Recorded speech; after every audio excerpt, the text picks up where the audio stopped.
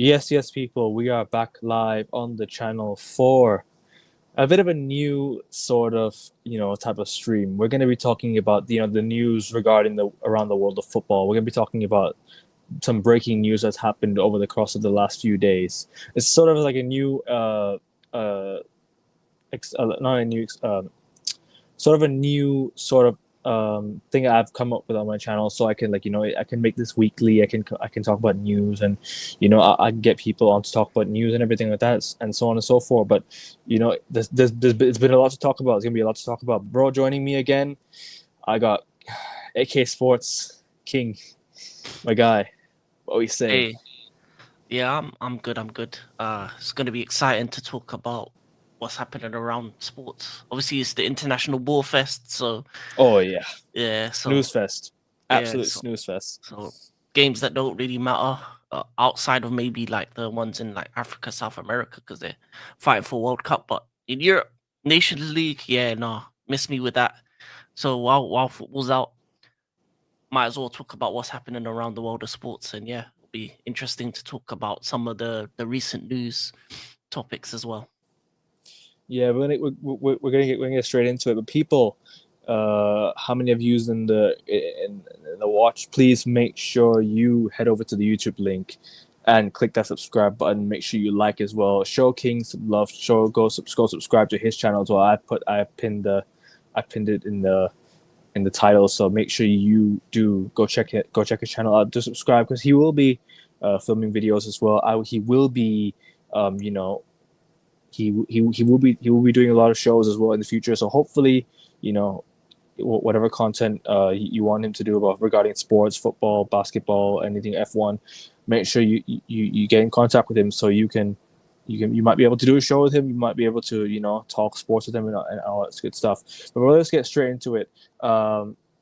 Let's let's bring this up. Yeah, let's talk about the David Coote allegations because as much as what he said was hilarious about Liverpool, yeah. As a United fan, listening to it was hilarious. But listening to it, but just hearing all the stuff that's happened behind the scenes, like you're not refereeing games properly. You're not. You're basically like I know Liverpool fans cannot complain. Liverpool fans will be complaining about him. Obviously, they have been in the past few days, but they've been talking about um, they've been talking about what's happened to him, why he's been unfair. They've accused him of cheating, and rightly so. I mean, he's not been fair with his decision. He's not been consistent with his decisions in refereeing, especially being behind VAR, especially being on the pitch itself. But one thing I will do is thank you, David Coote, for giving that penalty decision to West Ham because you gave Eric Ten Hag the sacking, and that was the best thing that could have happened to us this season. So thank you for that. But I will say this though, you can't be doing this.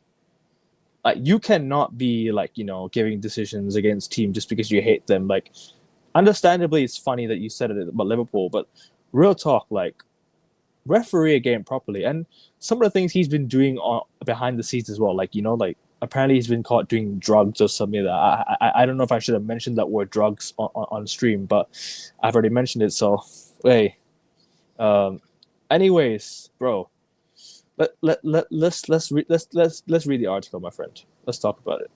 Let's delve into it. David Coote, yeah, he's been, I think he's been suspended now as well. He's probably been suspended already. Yeah. So pending an investigation on the video.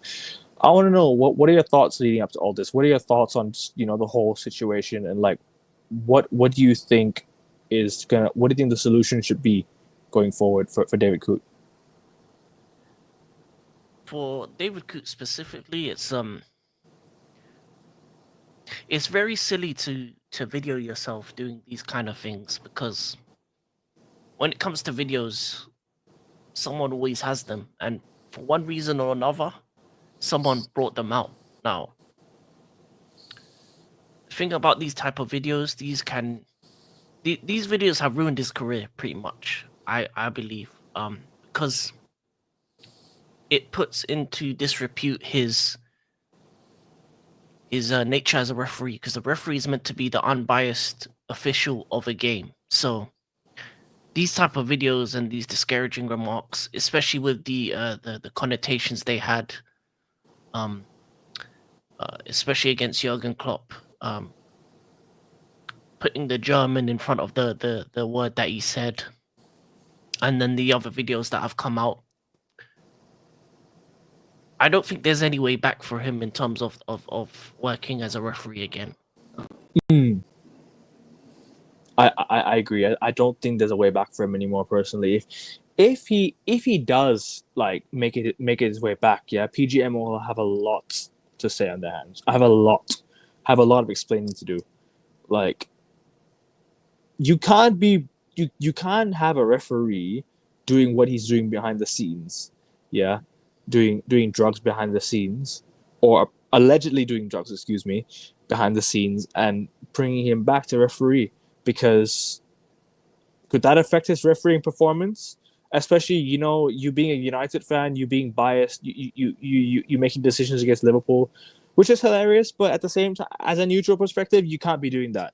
Like real talk, you cannot be refereeing a game and getting decisions incorrectly on a consistent level. You should be fair. You should be consistent with your decisions. You cannot be, you know, biased towards one side, this and that and the other. And especially what he's done behind the scenes, I don't see any way back for him anymore. But I'll let you continue, bro. Yeah, there is no way back for him, but it also puts in disrepute the PGMOL, because these are very old videos, so there is a They are. possibility that they knew about these videos and stopped him refereeing Liverpool games, and they've only just came to light today. So they've been around for time. So there's a possibility that they knew about this already and kind of put it under the rug. There's also a possibility that him affecting other games, for example, Man City games, Man United games, and affecting the league. There's been many people put out many clips in regards to him being the difference maker in league titles in the last couple of years. So this puts the whole PGMO and referees in a bad position and a bad light. But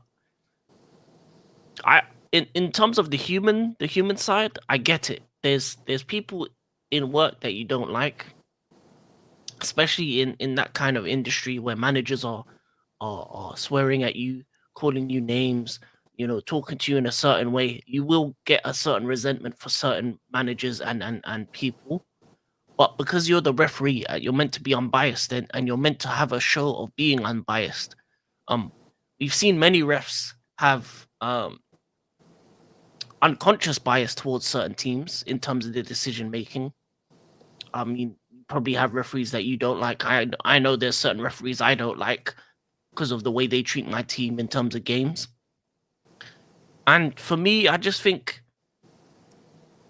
David Coote's not the only referee like this that makes these decisions based on who he supports and stuff. And I think PGMOL act as though as they are beyond reproach, beyond looking into. I think the British refs are the worst in all of Europe. A lot of them want to be the superstar on the screen, want to be the big name. The fact that we know more names of English referees than any other league in Europe shows how much we have to talk about them, when the football is meant to be about the players on the pitch and the manager, not about the referee. The implementation of VAR has been terrible in the UK. And there's been a lot of things over the past couple of years that I've seen where you can clearly tell a referee is making the wrong decision, and other referees, instead of correcting them with VAR, they're backing them up. They're saying, "Oh, I'm not going to change the decision because I don't want to hurt their feelings because they're my friend because of this and that." And because you can't ever question the referees, interview the referees, talk to the referees, you don't understand why they made the decision, how they made the decision, and who made the decision. And these videos are just probably the tip of the iceberg of what we don't know about these referees behind the scenes and what they do in their personal lives, because they're human after all. But PGML, for me, is a corrupt organization. And for me, a lot of these referees need to be looked at in greater detail, not just David Coote, all of them, because I think a lot of them are below the standards that they should be being in the Premier League. And I think there should be a system where if you keep making same mistakes, keep having poor performances, that just like how in Premier League you get relegated to the Championship if your team is bad, then you should get relegated to the Championship as a referee and be replaced by others, because Yeah. right now the level is at an all-time low, and VAR is not there to get the right decision. It's just to make entertainment at this point. And for me, it's just a terrible system. And I think David Coote, as I said, is just the tip of the iceberg of this. And I'm happy that these videos came out because it shows how corrupt the refereeing system is at the moment in the UK, and what they can get away with in the background. Do you think, because for me, right, even though it doesn't have anything to do with both referees, although there might be some dodgy stuff with other referees as well, I genuinely think this might also be like where, I don't know how to say it in English, but in like, it's like, you know, you lose your name. It's like Credibility. credibility. Yeah. You lose a bit of, like, you know,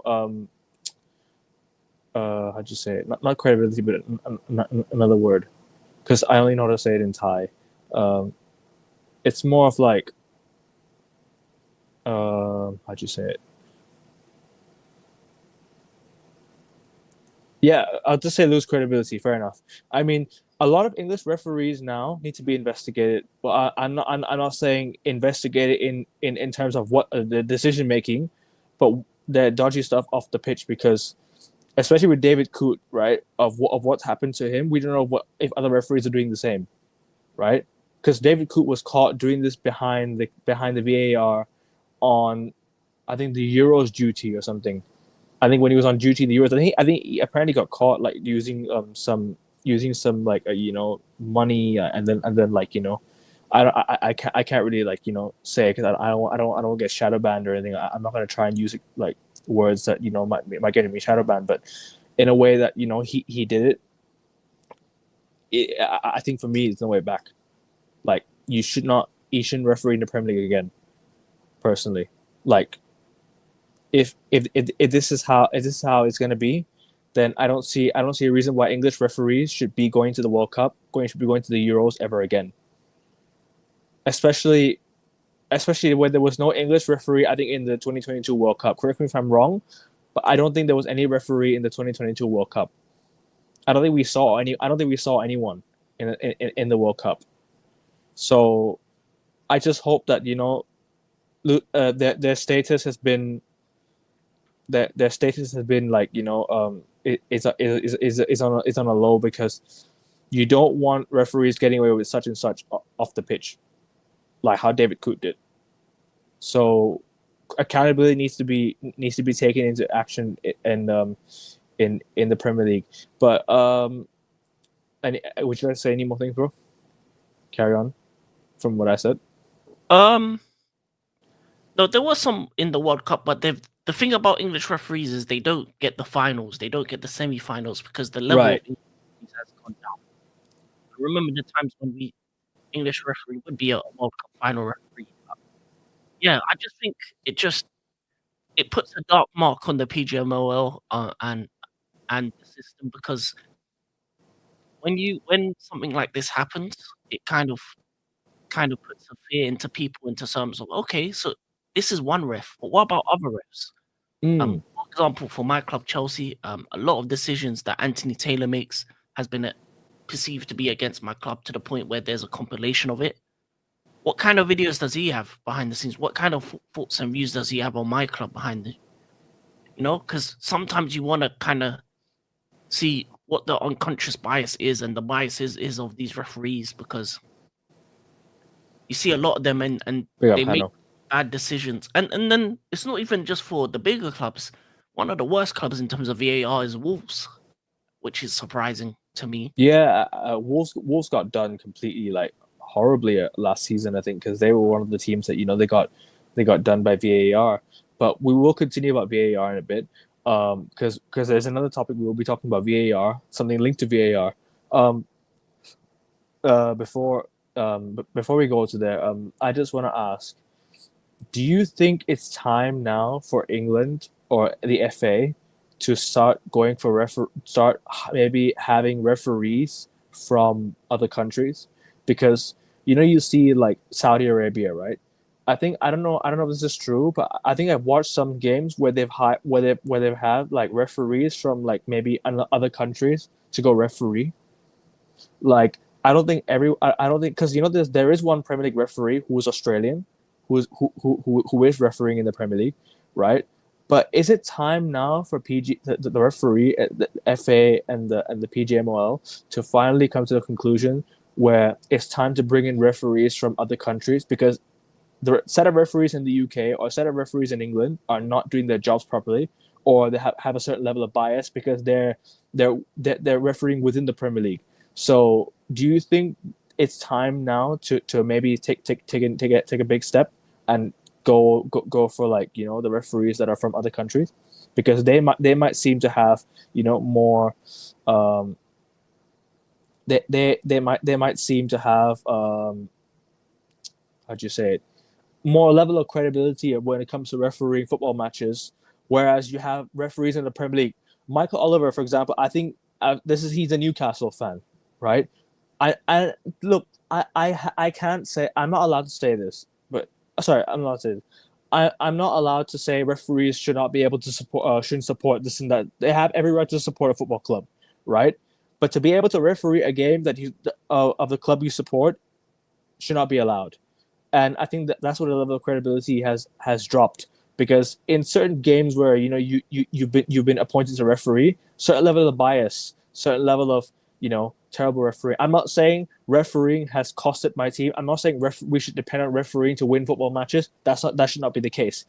When you referee football games, right, it should be consistency from both VAR and on the pitch. So my point is, I think when referees dictate the game of the football games, clubs should not be able to rely on referees to win games for them. People should not be able to blame referees to lose for losing football matches, right? All I'm trying to say is there's no consistency in the decisions. But when you lose a game, don't always pin it on the referee. As much as I don't like PGMOL, as much as I don't like the English referees, do not pin it on them, because it's about it's referees cannot score goals for you. Referees cannot defend for you. So people, I'm not saying referees are at fault for my team's losses or anything like that, but because yes, there has been decisions where it costed us, but at the same time, you've got to pin the blame on your team for not winning the game at the end of the day. However, the decisions in tight intense situations and tight situations have not been consistent enough. So that's why I'm saying there should be a level of there should be a change, and there should be a level of accountability when it comes to these referees. But I'll let you have your say, bro. Go on before we move on. Yeah, you're right, Monkey D. Luffy. Taylor and Oliver were at the World Cup, but they didn't. But you don't see any of them in like the finals. I don't think any of them were in the semis. I think for me, I've always stated that the only place where we don't actually get the best of the best is referees. It's funny. We have all the best foreign players, all the best foreign managers, um, foreign owners on most teams now. But in terms of refereeing, I think the two things need to happen. There needs to be a fundamental change in how they're trained and the training regimen that they have, because a lot of the time, I think they don't even know the rules. Secondly, actually, another thing as well, adding to that, I think the rules itself need to be changed, because a lot of the rules Mm, are very wishy-washy, are very vague.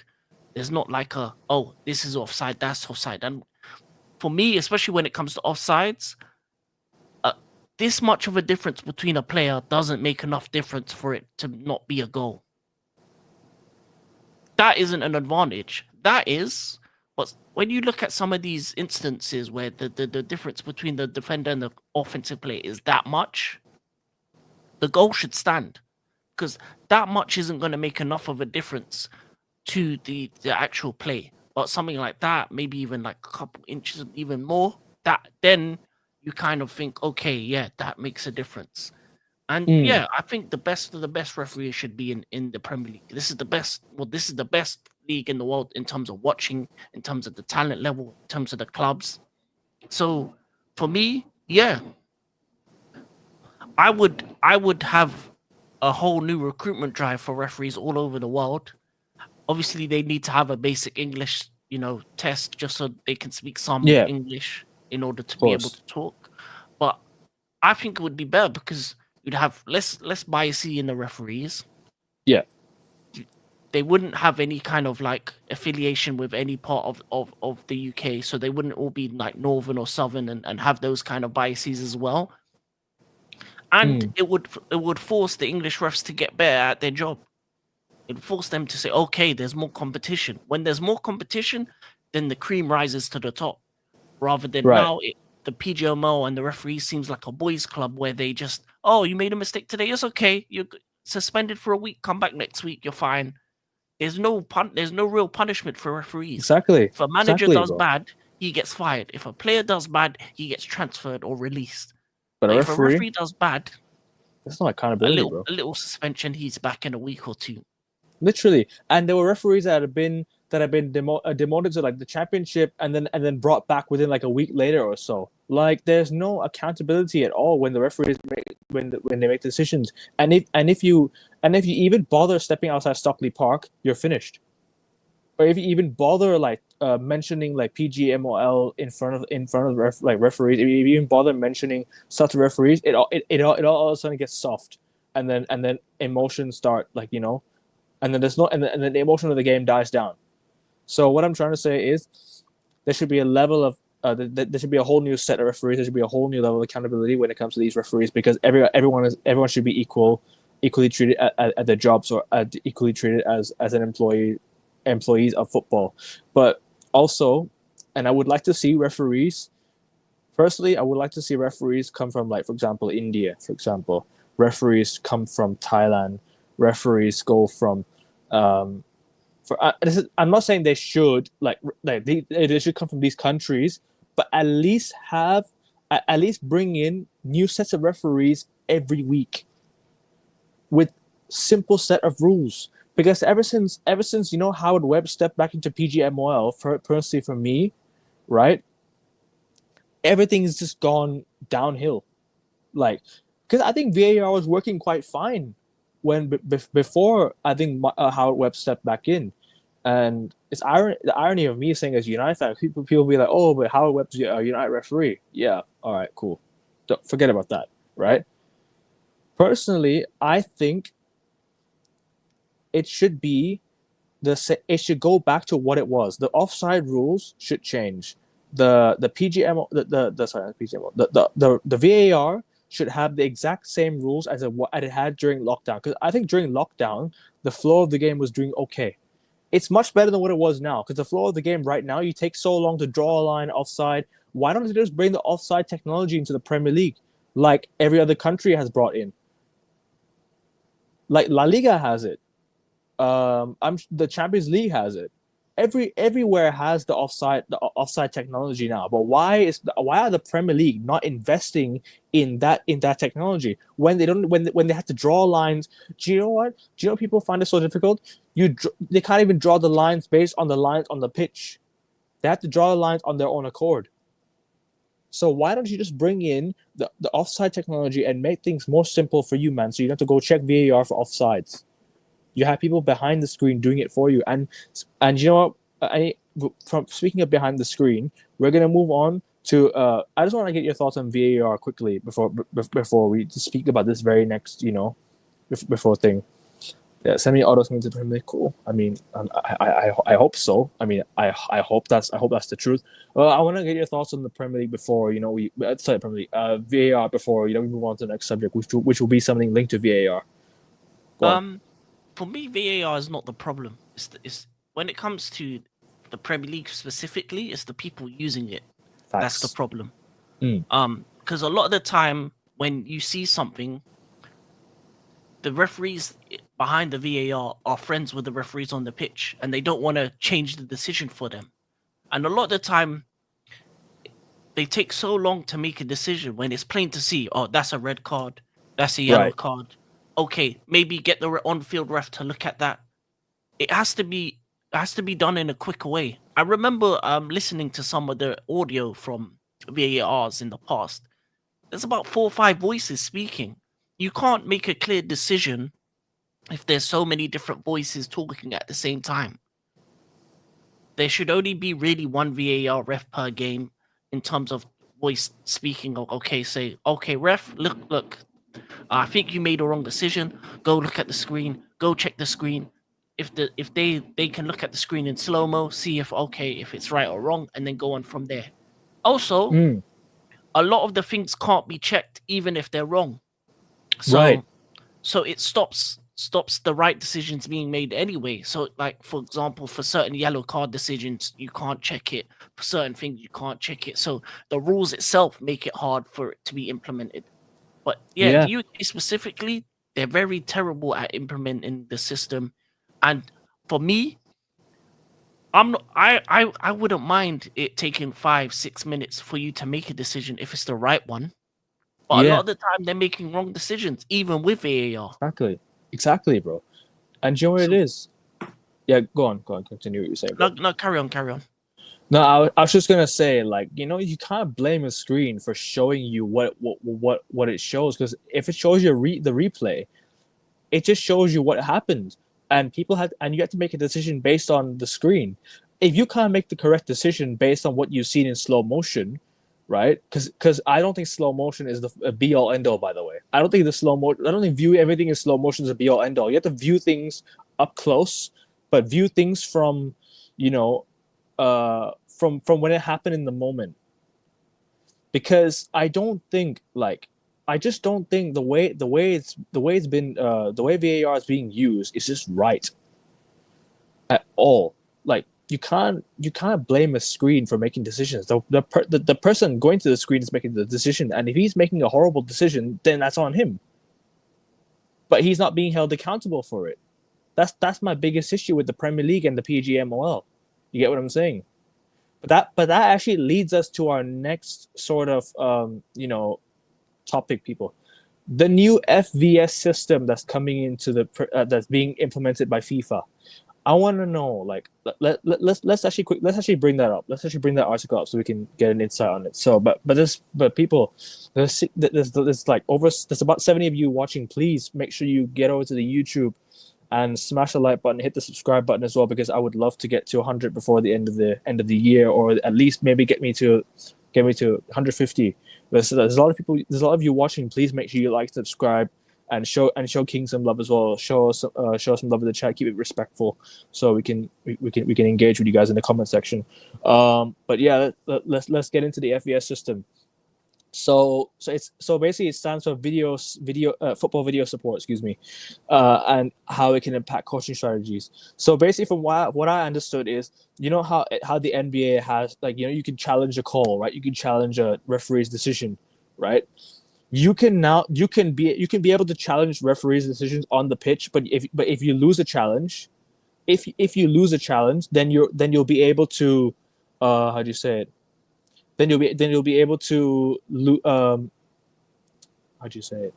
Then you will be able to win your challenge back. Like how in the NBA, if you challenge, you lose a timeout, but you get a challenge back, and you get a second challenge, and then you can challenge again later on in the game if you get it right, and then if you use your challenge twice, you can't use your challenge anymore. So let's just get into the article actually here.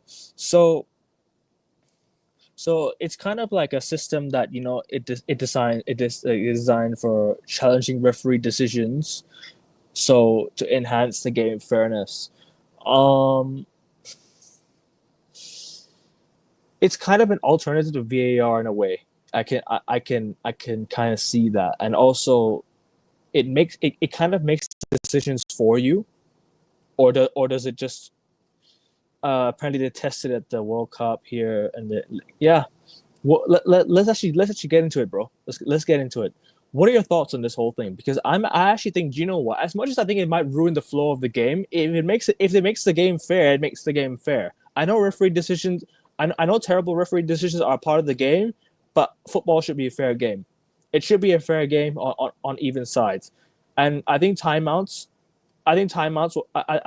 might be okay because you can go over to your coaches and discuss tactics. You can take a water break, especially over here in Asia where it's really hot. I think this will benefit teams in Asia the most. But go on, bro. I want to know what you think.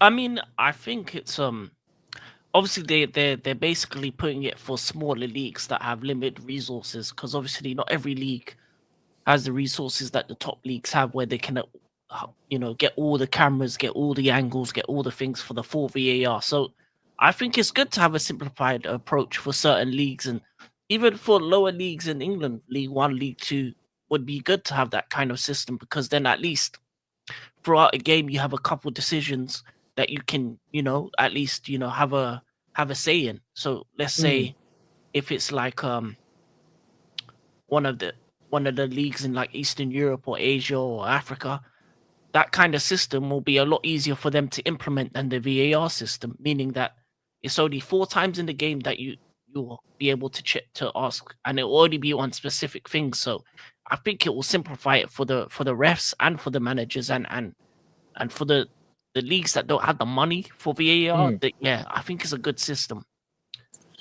I I think don't think yeah, it should be implemented in the bigger leagues because there's way more than just 2 incidents that will happen in a Premier League half. You yeah, can get games where 3, 4 incidents happens in the first half, and then in the second half nothing happens. So for Premier Leagues, the Champions League, the top leagues in the world, I don't think it's a good idea to simplify it because um I think me personally, I think VAR should be. I think that kind of system in terms of being able to have a manager have their say should be mm, added on to VAR for the right. top leagues. So, for example, in let's say in a game, there's been points where you've looked at something and VAR's checked it within seconds, and then it'll be good for like 2 points in a match where a manager can just flow a flag like in NFL or NBA to challenge it, and then say, "What? You've only checked this for a second. This seems like a big important thing. I would like to see it checked properly rather than, 1 second is checked. And there's because you have two of the same incident in different games where in one game it's checked within seconds, in another game they're deliberating for 5 minutes whether it's a foul or not. So I think it allows for managers to check referees on their consistency and maybe gives them more authority. And I like it because then if you mess up the first one, then you lose the second one. That makes sense. I think it means that you don't have as many stoppages, but the stoppages that do happen, especially in the smaller leagues, can actually maybe benefit these teams because there's a lot of corruption that happens in the lower levels of football. And I think that can stop some of it as well when it comes to refereeing decisions, and maybe adding that onto VAR could be a good thing as well. So for me, I think managers should have the right to challenge, um, just like in American sports. But there's a twinge in the back of my mind that I think we're turning football into an American sport in the Yeah, way we're moving with it. So too I'm not much hard, like stoppages. yeah, It's not, yeah. So I'm not 100% sure if that will be great because imagine if they get to the point where they have like 3 or 4 challenges and then in a bigger league and then when it there's a ruins the flow challenge of the game. going, yeah, and then you have adverts going on because they want to make more money, and then you're just Mm, sitting there watching an advert on TV and then they come back. The only thing that I like in American sports, especially NFL, that referees should do in this country is after a decision is made, I need them to have like a microphone and say it to the crowd. Because if you're exactly. We need clarification. We never had clarification of what their thought process will be when they make the decision because they never ever tell us. We only find out when, on the radio like a days later when they yeah, release the audio clip of what they were saying to yeah, the referee and everything. But sorry to interrupt you, bro. Go on, bro. I yeah, was just exactly. Like for me, I think for the match going fan, that should happen because when you're a match going fan and when you go into the stadium, you're just sitting there and you just see VAR on the thing and you don't know what's happening. You don't know what it's for. You don't know if it's for an offside, a handball, or whatnot. You don't know anything. And then when the decision's made goal or no goal, you're like, I just did celebrating for a goal. Now you're telling me it's no goal. But if the Exactly. referee had the opportunity to say, no goal or handball on number 20, blah, all right, carry on game. Then at least the Matchgo fans can understand what's happening. The people watching can understand what's happening, and then at least you get okay. We know the decision. We don't have to complain about it no more. That's their decision. Whatever, carry on. But you know this, bro. I think, yeah, if you're going to implement this technology in the Premier League or in the big leagues, at least stop the clock. At least stop the game clock, because you know what Yeah, it is. If the game clock goes on, then the added time will be like what, half an hour. Like no yeah, one's gonna want to watch added time. That's basically extra time. That's basically extra time with no half time. So we should at least be able to stop the clock. We should at least be able to hear clarification, because in American sports they actually stop the clock when the ball goes out of play. They stop the clock when the ball goes into the basket, or when the timeout, or when there's a challenge going on and everything like that, or when there's like a foul, or in the jump ball and everything like that. There's also a game clock and a shot clock in basketball, and in the NFL there's a game clock and stuff like that. So what I think they should do is at least stop the clock if you're going to implement stuff like this, yeah, so it does not add on way too much time. And if you're gonna have stuff like this, then make sure the players are well taken care of during the timeouts, because especially when there's injuries and stuff going on in football, terrible injuries going on in football, especially with tons of ACL injuries, tons of players missing the whole season because of a horrible injury. At least implement like an sort of timeout. Injury timeout. Make sure that the players are not make sure that players are 100% fit as before they continue. If that even makes sense. I don't even know what I just said. If that makes sense, then try. But at least stop the clock if you're going to implement stuff like this in the Premier League. At least stop the clock. Yeah. But we want to continue on saying this, bro, before we move on to other news. yeah. Let's just It'll keep be scrolling it'll down be and see. uh, what else do they have? Okay, how it works. So actually, let me read how it works. Go on, bro. So under the FVS system, each team's head coach can request a review of a dispute call by signaling to the referee, who will then view the footage on the sideline monitor. Designated role replay operator will handle playback, but ultimate call remains with the referee, who makes the final decision with additional input from a separate VAR official. Okay. So, for example, like I'll say this, yeah. So a referee will say, go to the microphone and say, Celtics calling timeout to challenge the ruling on the floor. If it's a good basket, or it's a flagrant foul, or for example, a flagrant foul. If it's an offensive foul or defensive foul, something like that, something of the sort. Go challenge, like for example, the referee will go and say, challenging the ruling on the floor is the defensive foul. Players under review if he meets the criteria for this and that. You know what I'm saying? At least give us clarification of what's going on, because we don't know what your thought process is going to be. We don't know what's actually happening, because in America, right?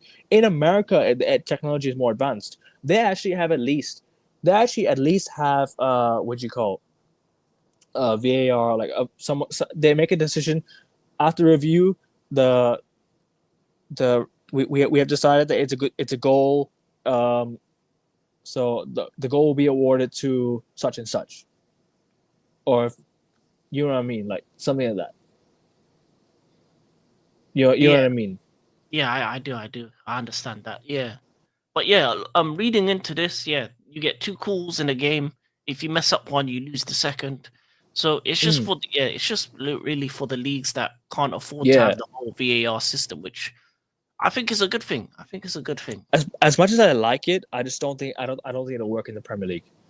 No, it won't But work. It's not for the but bigger leagues. It's not for but the if bigger leagues. but I'm gonna say it again, and I'm gonna say it for the final time. If you bring it, stop the shot clock, or stop the game clock. Excuse me. But yeah, let's get into our final thoughts on this. You want to keep scrolling down until like the end of the article, so we can. Uh, I mean, it has been tested already in like the under 17 games and stuff like that, but I've never really like seen it. But let's move on to other news in the world of football. So we've now talked about David Coote and the VAR and stuff like that. Let's talk about the Globe Soccer nominees and the players, the managers, and the club. Let's talk about that.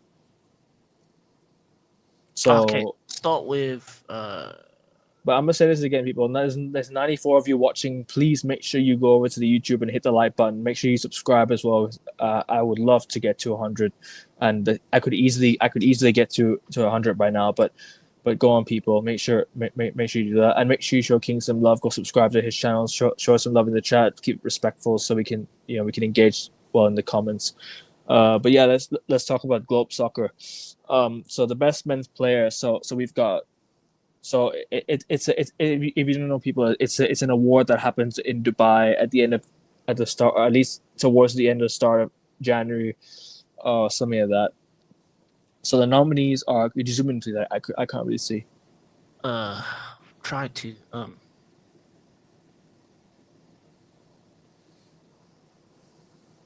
no, it just gets smaller when I zoom in. Oh, no worries.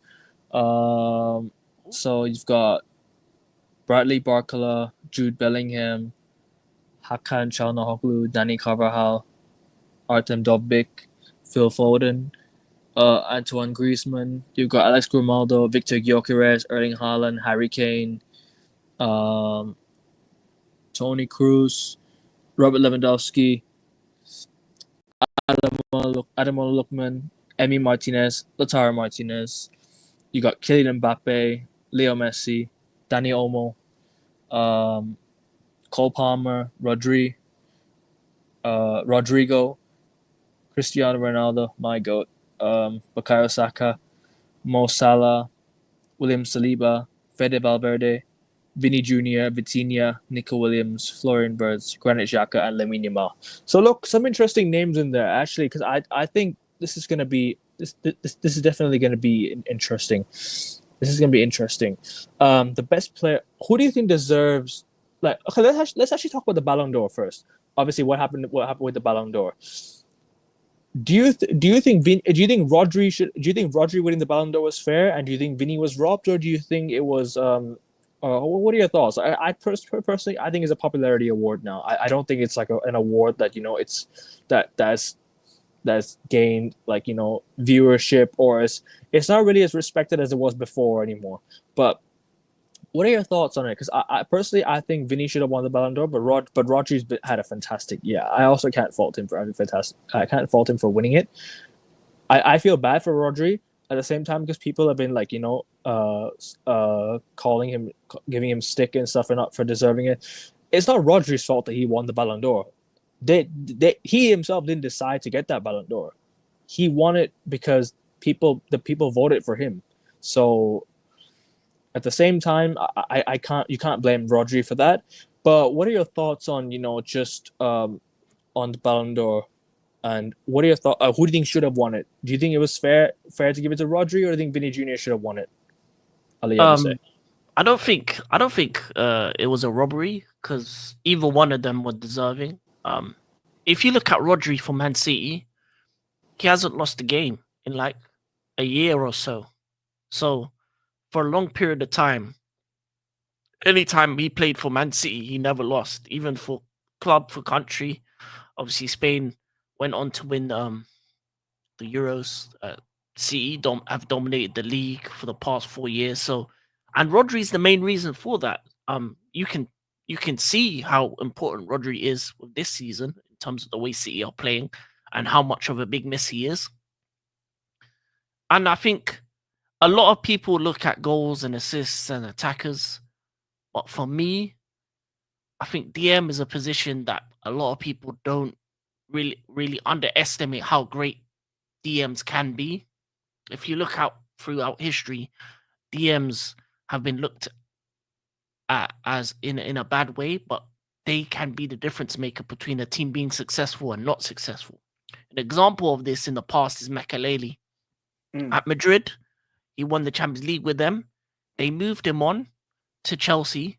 And even during that Galactico era where they had the likes of R9, Ronaldo, Zidane, and those type of players, They Yeah. never won the big trophies like that during that period. And even Zidane himself said the biggest mistake Real Madrid made was letting Claude Makelele go. So for me, Rodri is that type of DM where he is instrumental to the way a team's plays. Even when he got injured in the final against England, people were Mm. like, "Oh, maybe England have a chance now because Rodri's gone." Because if you look at the record for City, it's like it's ridiculous the amount of times that when he plays, they win. When he doesn't play, it's a 50-50 whether they're gonna win or lose or draw. No, even this season, they're second. With Rodri, I don't think they're gonna be second. I don't think they're losing the games they're losing. Yeah. In terms of Vinny, I think it was very classless by him and Madrid not to show up to the ceremony because I think as a player, even when you do lose these kind of awards, you still got to show up to the other for the other players, show up and I be gracious in defeat because as great as you were, there was points in the season where you weren't as good in terms of the Copa America. You didn't show up in that. Brazil didn't go all the way in that. Um, yeah. and I'm as much as you did great in the Champions League, you didn't. I don't. Did they win the league last year? They did win the Yeah. league, but I think They won the double, yeah, the or double still. or the or the sort of treble, but they won that Super Cup. It doesn't really count as a treble. Yeah, But they won three last season. They won the league yeah, and the Champions League, and yeah, they won pretty much everything apart from the Copa del Rey. yeah, exactly. So Everything. so the difference maker was what you did in for your country, and for your country, you didn't do enough. Copa America, Mm, Brazil was poor. They were probably one of the worst teams in the Copa America during that summer. So for me, I think that was the difference maker. It was what they did for their country, and Rodri, whether club or country, was on an elite level and I'm never really lost. I'm Never different. lost. I'm different to. I'm actually kind of different to what you think. Obviously, Ballon d'Or as kind of for me has lost its prestige. I think for me the Ballon d'Or is like officially lost its prestige. Back in the day, yeah, we used to never know who would win it. Right now, we've got journalists coming out with like, "Oh, confirmed, he's not winning the Ballon d'Or," so on, such and such. It's like it's a journalist voting type of award now. Back in the day, I think fans were allowed to vote, if I'm not mistaken. I think that's the case. I think that's true. I think fans were allowed to vote back in the day because I remember I think I voted one time for Ronaldo to win the Ballon d'Or on the FIFA website. I don't know if that was a legitimate vote, but there was like a closing vote time or something like that at the time. Yeah, so I actually ended up voting for Ronaldo back in 2014 or something like that. Yeah, and back in the day, no one knew like who was gonna win the Ballon d'Or. No one knew who was going to win the Ballon d'Or back in the day. It was almost like it was like a surprise. But the fact that the fact that I'm not gonna like discredit Fabrizio. I'm not gonna like throw shade at him or anything. But the way that Fabrizio Romano he came out with that tweet saying that Vinny is not going to win the Ballon d'Or, confirmed, and what do you call and it for me it just lost its prestige. Like, of course you'll feel let down, you'll feel disappointed because do you know what it was?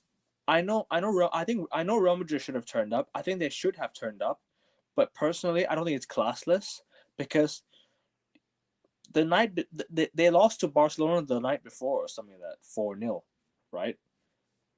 At the end of the day, to turn up at an event and show your faces after an embarrassment might be a little bit like um sort of embarrassing, but at the same time I agree that I think they should have gone. However, to just find out, sorry, excuse me, to just find out, yeah, that you're not going to win the Ballon d'Or the moment before the ceremony starts, as you've already prepared to even go to the ceremony, I think that's just where it's just lost its prestige for me. And I think the Ballon d'Or lost its prestige since about 2018. Personally, Yeah. Can I I think add the Ballon d'Or actually? lost its prestige for a long time now, bro. Like I Yeah. think I think I think I think Lewandowski not winning it in 2020 was an absolute shame in itself. I think he should have got that Ballon d'Or in 2020. That should have been his Ballon d'Or. That the FIFA should have just given the Ballon d'Or to him. They the fact that FIFA made like a best player of the year award and gave it to Lewandowski is cool because he actually deserved the Ballon d'Or that year. The way that they just canceled the award, especially with how football was going on, like the Premier League was going on, everything was going on. Why couldn't you do a Ballon d'Or ceremony? Why not? Yeah, like an You online one. you could do it behind the close. You could do it behind closed doors. At least give Robert Lewandowski his 2020 Ballon d'Or. I'm sure he's still like till this day feeling absolutely gutted because that could have been the biggest moment of his life, winning that Ballon d'Or, and France football to just cancel that, to just completely like throw it away for like that, just because of some something that happened. Well, because football was going on and everything, I think they should have given the Ballon d'Or to Lewandowski. After when they should have given it to him? After the Champions League final. That's when it was sealed, pretty much. That's when for me it was sealed. That for me was when Lewandowski should have got his Ballon d'Or. They should have just given it to him right after the Ballon. They should have given it to him right after the Champions League final, because that was when it was confirmed. Like Lewandowski was nailed on to win it. We all knew it was going to be Lewandowski's year. So why don't you give it to him then? Since you can't have the award in October, no one can attend it. Why couldn't you just give it to him in October? Since now it's like a seasonal like sort of award, why are you doing it in October? Why don't you do it during the summer? And give Lewandowski his Ballon d'Or, his warranted Ballon d'Or that he deserves, that everyone knows that he deserves in 2020. Everyone knows he deserves that Ballon d'Or. And for me, I feel gutted for Lewandowski. Real talk. I feel absolutely gutted for Lewandowski. And the Ballon d'Or has officially lost its prestige. People can say what they like. People say, "Oh, but I'm salty because I like Ronaldo." That's not true. That's not true. When you're finding out the winner before the award starts, what's the point of even watching it? What's the point of watching there? But what's the point of watching before? What's the point of watching the even Ballon d'Or before you know who the winner was going to be? The moment they said Vinny was going to win the Ballon d'Or, I knew Rodri was winning it. We all knew Rodri was going to win. Last year they said Messi was going to win the Ballon d'Or. Why don't you just keep it a secret? Why do you have to reveal who's going to win the Ballon? Why do you have to reveal who's going to win the Ballon d'Or before the ceremony starts? It makes no sense. It really just makes no sense. Why? It back in the day, it was a surprise, but now it's all of a sudden, oh, it's confirmed. This is going to happen. This and that. Why? What's the point of attending the ceremony then? If you knew you're not going to win it, what's the point of attending it? He must have felt absolutely gutted finding out he wasn't going to win it. And 2 journalists didn't have him in the top 10, which is crazy. To not even have Vinicius Jr. in the top 10 after he's just done the league and the Champions League, even though they looked at international football and gave it to Rodri, and the year before they gave it to Messi. Whether I agree with the winners of the Ballon d'Or, it remains to be seen, right? I'm not saying Rodri did not deserve the Ballon d'Or. I think Rodri has been a fantastic player. I think Rodri deserved to be where he is right now. He's a great player. He's a great personality, right? He's got an elite mentality of football. But for me, yeah, you can't hate on Rodri for winning it. You need to throw shade at the people who gave the Ballon d'Or to Rodri, not Rodri himself. Rodri must be enjoying his moment, and then people are throwing shade at him for winning the Ballon d'Or. But for me, I just think it's lost its prestige, bro. Ever since 2018, when I think Ronaldo should have won it in 2018 over Luka Modric. And you can call me a Ronaldo fanboy all you like. Anyone, you can call me a Ronaldo fanboy all you like. I don't care. But he should have won that in 2018. He should have won his Ballon d'Or in 2018. And Lewandowski should have got his Ballon d'Or in 2020. Warranted Ballon d'Or that you cancelled, that France football decided to cancel and not even give him a late award. And for me and every football fan, we all hope Lewandowski gets his Ballon d'Or, his warranted, deserved Ballon d'Or. Well, I want to let you continue, bro. Sorry, I just need to go on this rant that I think France football is completely ruined. And big up, bro. Yeah, FIFA Ballon d'Or, FIFA merged Ballon d'Or at one point. I know they did, but and guess what? Now they split. Now they can do whatever the fuck they want to do. It's as simple as that. They can do whatever the fuck they want to do now, because they can't care less. Because they just can't care less, bro. But go on, bro. I've done my ranting. You can continue. In regards to 2018, no, I thought Luka Modric deserved it 2018.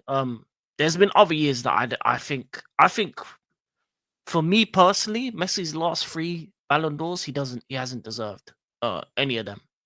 The one where he beat over Van Dijk, the one where he beat I Robert. think he deserved that one. I think he No, deserved that. I think Van Dijk was the best player that year for The me personally. the Man United fan in me will say that I don't want to see Liverpool player winning the Ballon d'Or. The United fan in me will say I don't want to see Liverpool player winning the Ballon d'Or. No, But no bias, no bias. Last three for me, I don't think Messi's was that guy. The one, the 2021, Robert Lewandowski should have won that one as well.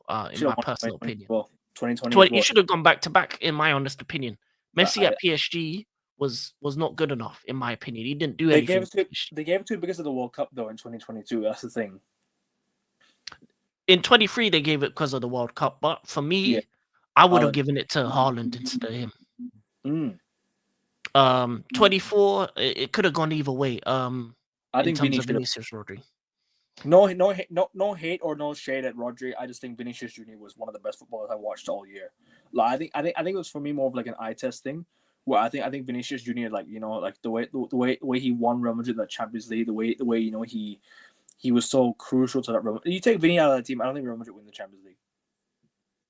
You take Vinny out of the team, I don't think Real Madrid win the Champions League. Personally, for me.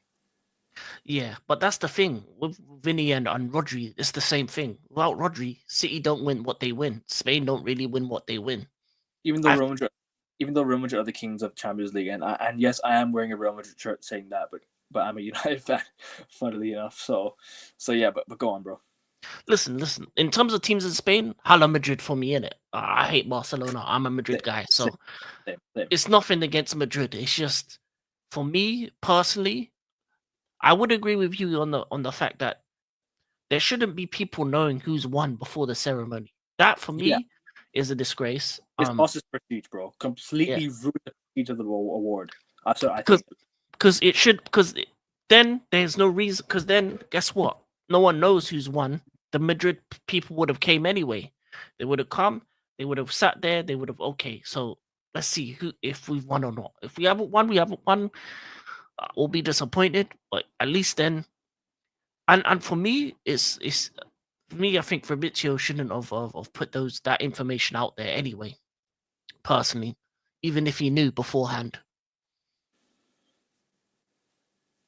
This comment here, I think, kind of sums it up really, because I think Rodri right in the final, but then again, it's kind of like I'll be a hypocrite for saying Ronaldo deserved to win even though he missed the final in 2016 because of an injury.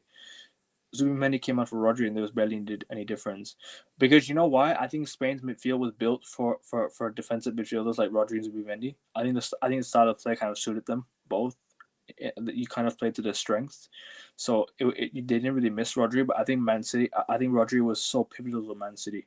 Like take Rodri out of Man City, they are struggling right now. They just lost 4 on the bounce. Yeah, And me, Rodri's arguably the best midfielder in the world. But I'm not gonna go as far to say I think he deserves to win the Ballon d'Or. I personally think Vinicius deserves to win the Ballon d'Or. I think you view it on the Champions League. I think you view it on who wins the Champions League, who wins the what you call who wins the best club award of the year. Because for me now, I think it's more UEFA based, where I think UEFA just gives it based on who was the best player in Europe. But now now the fact that because Rodri won the Euros and Euros is UEFA, so I think it was more of like a UEFA based type of award rather than because they didn't give it to Vini because of the Copa America performance, and that's what really led to his Ballon d'Or. For personally for me, I'm not gonna say it's a robbery, but I think he at least should have won it. People say it's a robbery. I think Rodri was fantastic, but Vinicius Junior for me was the best player in the world, and he won the UEFA Champions League.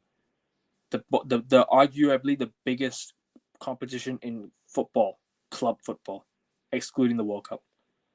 Football is excluding the World Cup. That's the biggest competition in football if you don't include the World Cup. So yeah.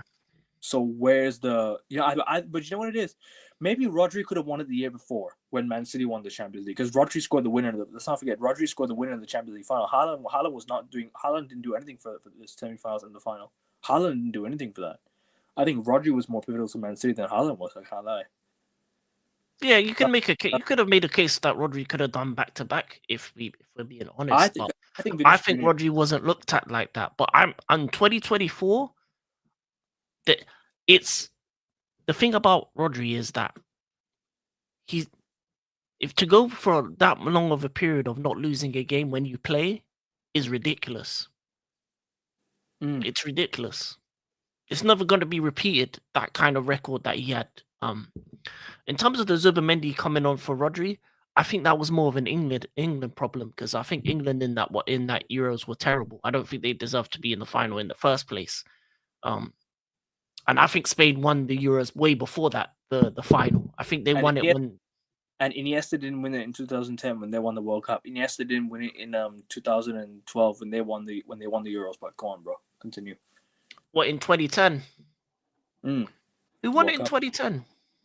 Spain. Spain won the World Cup in 2010. Oh yeah, it was Messi though. Yeah. I'll be honest, even that one, I don't think Messi deserved that one 2010. I would have given it to one of the Spanish brothers, Iniesta Or was. Schneider because he won the treble as well. But Or there's been many years where Messi, Ronaldo, or certain man have won it, and I don't think they've deserved it. So for me, the Ballon d'Or is it's a very spooky reward in terms of like they pretty much change the parameters of the award bit every year. One year is based on who scored the more goals and assists. The other year is about who's won the most trophies. Um, and because they don't actually give you specific parameters for the trophy, they just change on a whim. So for me, I think Vinicius lost it 2024 based on his performances in the Copa America. But at the same time, you can't discount his performances in the season with Madrid and in Champions League and stuff like that. But that's the difference. And also, uh, I was looking through the journalists. There was people that didn't vote for either Zubimendi or no for Rodri or Vinicius in terms of the point system. So for me, I think the system itself is just wrong. Um, in general, for me personally, as I said, as you said before, it is a popularity contest, and there is unconscious bias that comes into it because it's very rare a player of dark skin wins these kind of awards when they've deserved it in the past. So you look to the year where Nedved won it over Henri. So these kind of things have happened before. So I think if it's based on the football on the pitch, it would have been very close either way. To me, it's not a robbery, but I understand why Real Madrid fans and Vinicius himself would be like, "How did I not win that after the season I had?" And I think it's disrespectful that they told the world before the ceremony. Exactly. And that's where I said it, and that's where I'm saying it's lost its prestige, bro. Because back in the day, no one knew who was gonna win. It was a surprise. Yeah, But not as surprise in the sense of people had a feeling of who's gonna win. But why would you reveal who's gonna win the Ballon d'Or now? Like it's more of like a paid sort of thing. It's more like a journalist award now. I think it's just it's no more the fans or the best player in the world award. I don't think the Ballon d'Or can be taken seriously anymore.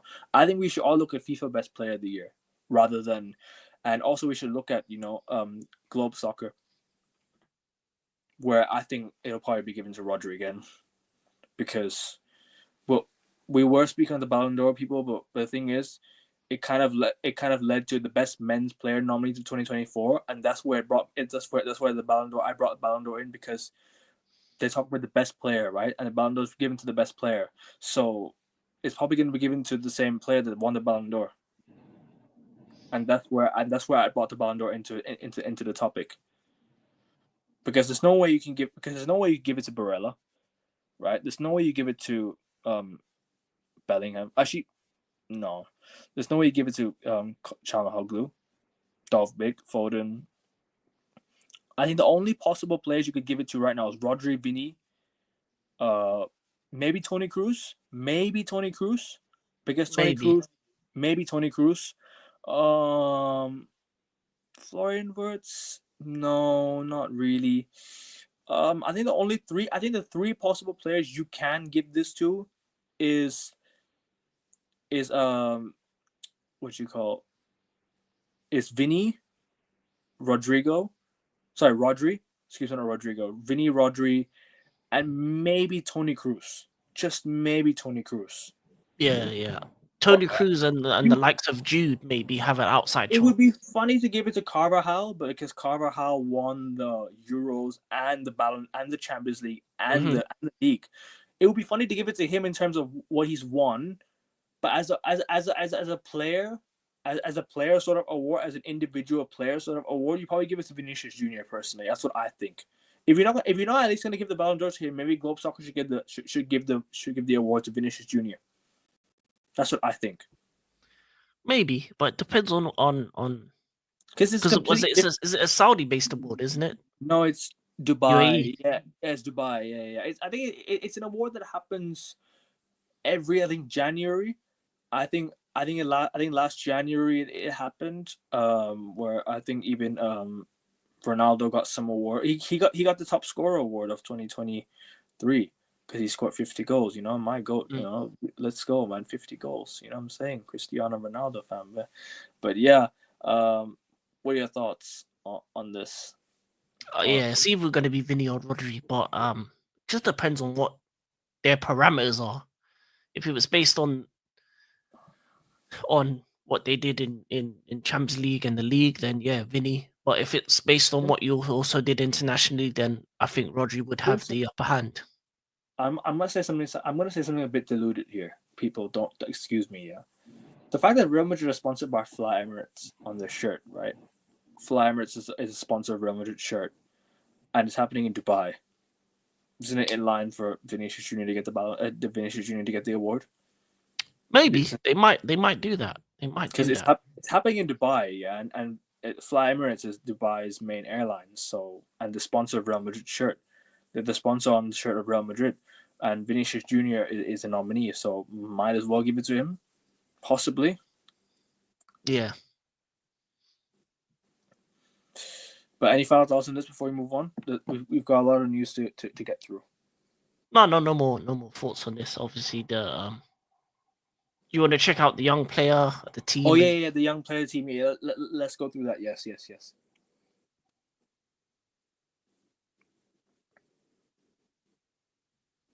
So these are the young players. I think it's just going to give it. I think they're going to give it to Yamal. I don't see any other one coming close.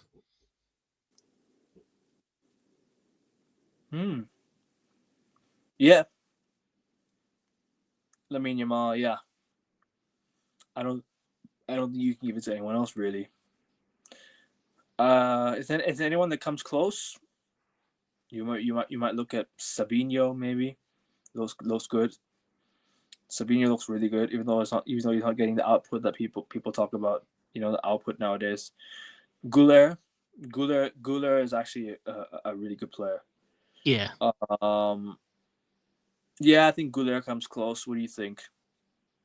Yeah, Gula. I think this Mano no, Garnacho no, because United haven't been good enough for that. Yeah. Shout out Kobe Menu though. That's my The baller, right? the Love two Kobe. PSG guys, I don't think so. Even now, Neves or Desiree do have done enough.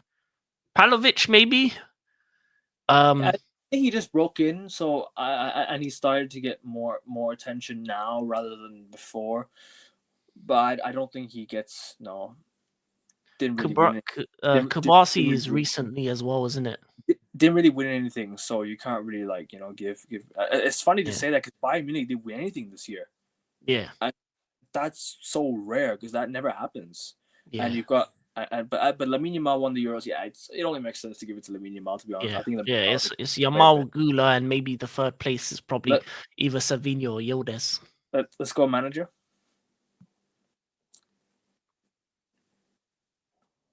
I think we got to manager now. So we've done player. For me, I think Vinny should win. the glove soccer, and I think I think the young player should be Lamine Yamal. Manager though, we got Xabi Alonso, Carlo Ancelotti, Mikel Arteta. Why is Mikel Arteta on there? I'll never know. The guy didn't win anything. No disrespect to Arsenal fans, but I just no disrespect to Arsenal fans, but sorry, you can't be having a manager that won nothing and be beyond this. Sorry, you can't be saying get close to City, this and that. Sorry, nah, not for me. Luis de la Fuente, was he the Yeah, was he he was the the Spain manager. Spain manager? Yeah, okay. Gian Piero Gasperini. Nah, I don't think so. Pep Guardiola, shout, but nah. Simeone Inzaghi, maybe because he won the league with Inter again. Lionel Scaloni, he won the Copa America with Argentina. To be honest with you, yeah, I would give it to Xabi Alonso for his unbeaten, but you can't just pass on a manager that won the Champions League. Like, I'm sorry, if you win the Champions League, you get it. Unless you're Claudio Ranieri and you win a miracle title with like Leicester City or something, then you get that award. But I just don't really see anyone else. I just think Carlo Ancelotti should get it. As much as I think Xabi Alonso has been the manager like everyone talks about, like he's been unbeaten and stuff like that. Like, he won, like, he only lost one game all season, which is crazy to even think about. So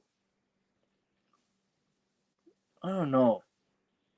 Who's your take for the manager of the best coach of the year nominees? I would like for it to be Xabi Alonso because the only match he lost was the final of the Europa. I think if he won that final, he would have had it hands down, even the Ballon d'Or coach. But I think it's going to be Carlo, Xabi probably second, and De La Fuente third because of the Euros win. Yeah, you just can't pass up on a manager that's won the Champions League. I can't lie. Even though, because you know what it is? I think Man City were favorites to win the Champions League. Man City were favorites to win the Champions League. Real Madrid went to Man City, yeah, and won when they were complete underdogs. And that's kind of rare to say about Real Madrid, because Real Madrid are never underdogs wherever they go. They're never the underdogs no matter where they go nowadays. Like, you just don't bet against Real Madrid. You just don't. And I know they lost a couple of games recently like that, but I think you give it to Carlo Ancelotti, to be honest. As much as I think Xabi Alonso deserves it as well, and I think because of the unbeaten record, you don't pass up on the manager that won the Champions League. Even though you were expected to win the Champions League, you don't pass up on a manager that won the Champions League. It's the best club. It's the best trophy in club football history. Like, the biggest trophy in club football. Like, you don't pass up on it. He won it unbeaten as well. So, yeah, and Xabi Alonso lost the Europa League final, didn't he? Yeah, he did. So Atalanta as well. So yeah, I think you give it to Carlo Ancelotti personally. That's what I think you should give it to. Yeah, but I wouldn't mind seeing Xabi Alonso get it, even though he was a former Scouser, and that I don't really don't really mind it. But okay, sorry, I'd probably give it to Carlo Ancelotti anyways. Yeah, and then the last award is club.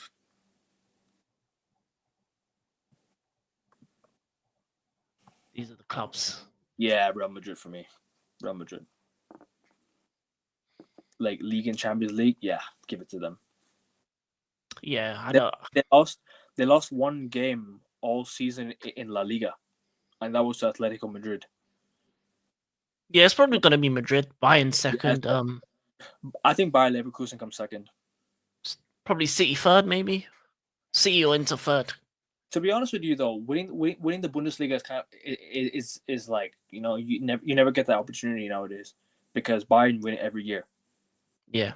So, and unbeaten as well. That's the thing is. Yeah, unbeaten as well. It was a miracle season because Bayer Leverkusen haven't won anything for time. I mean, they were basically the German Tottenham. Harry Kane's won nothing still. Yeah, so yeah, they were the German Tottenham before Xabi Alonso came.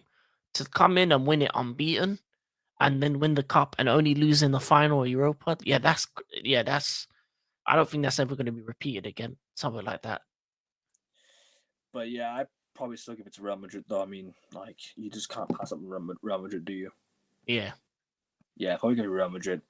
Is that it for the award? Yeah. How about the women's player or something like that, or anything like that? Do you have any like insights on any other awards, or do you think that's it? I think that is it. I'm not sure if there was any Is ones. there is there any women's like like for example you give us the women's best player? I don't know if they do that. But regardless, I don't know. People remind me of the chat who's been the best player for women. I think it's one of the Spanish players that deserves it. She's like I forgot her name, but she's probably the best player in the world. I don't think they had a women's one on this award. Uh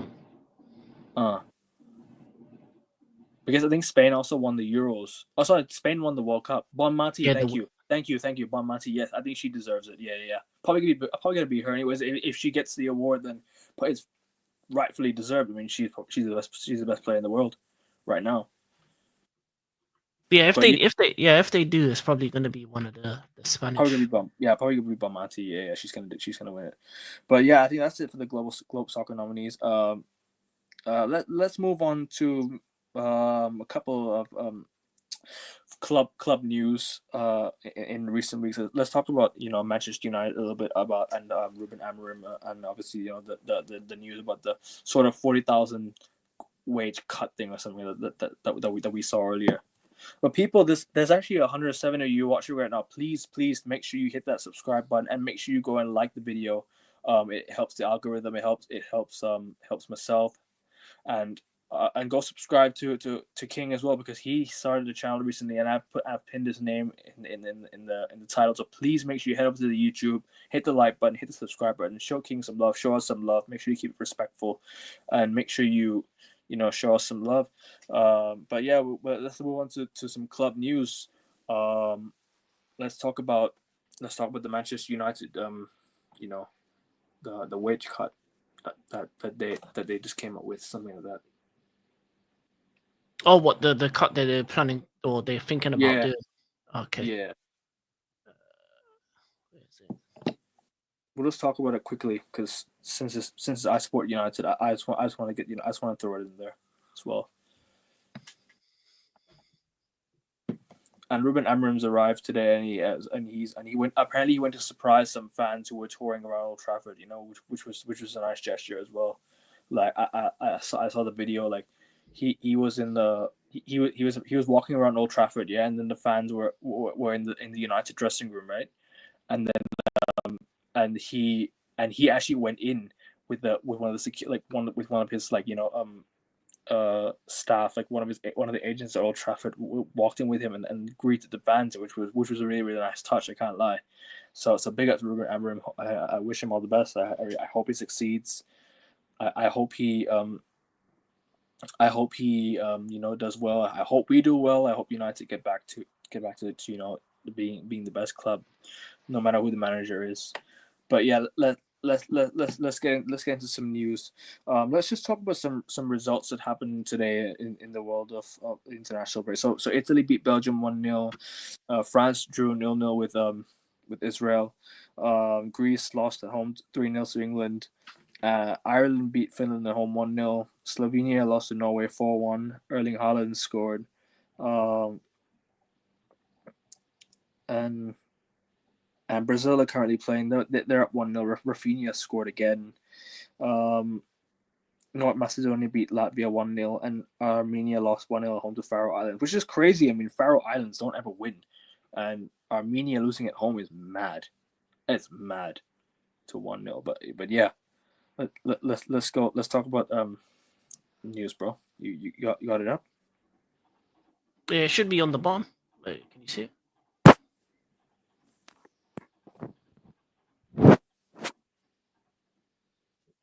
Uh,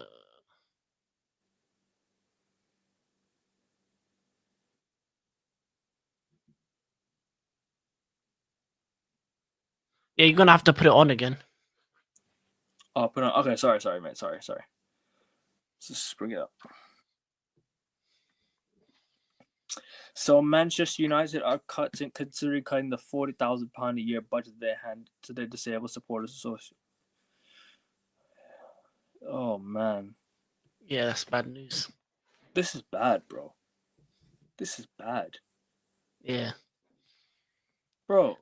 Disabled Supporters Association. You're really going to cut wages.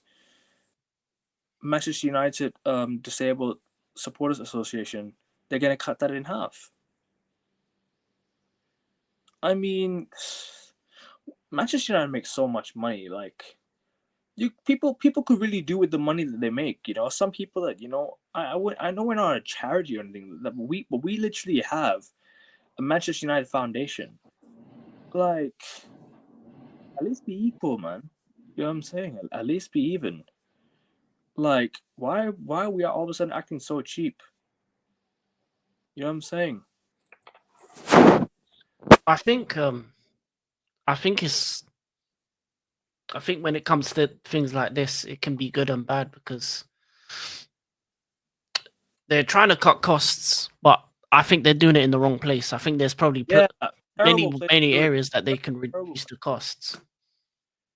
But yeah, big up, King, man. Big up, bro. How are you, man? How are you doing, man?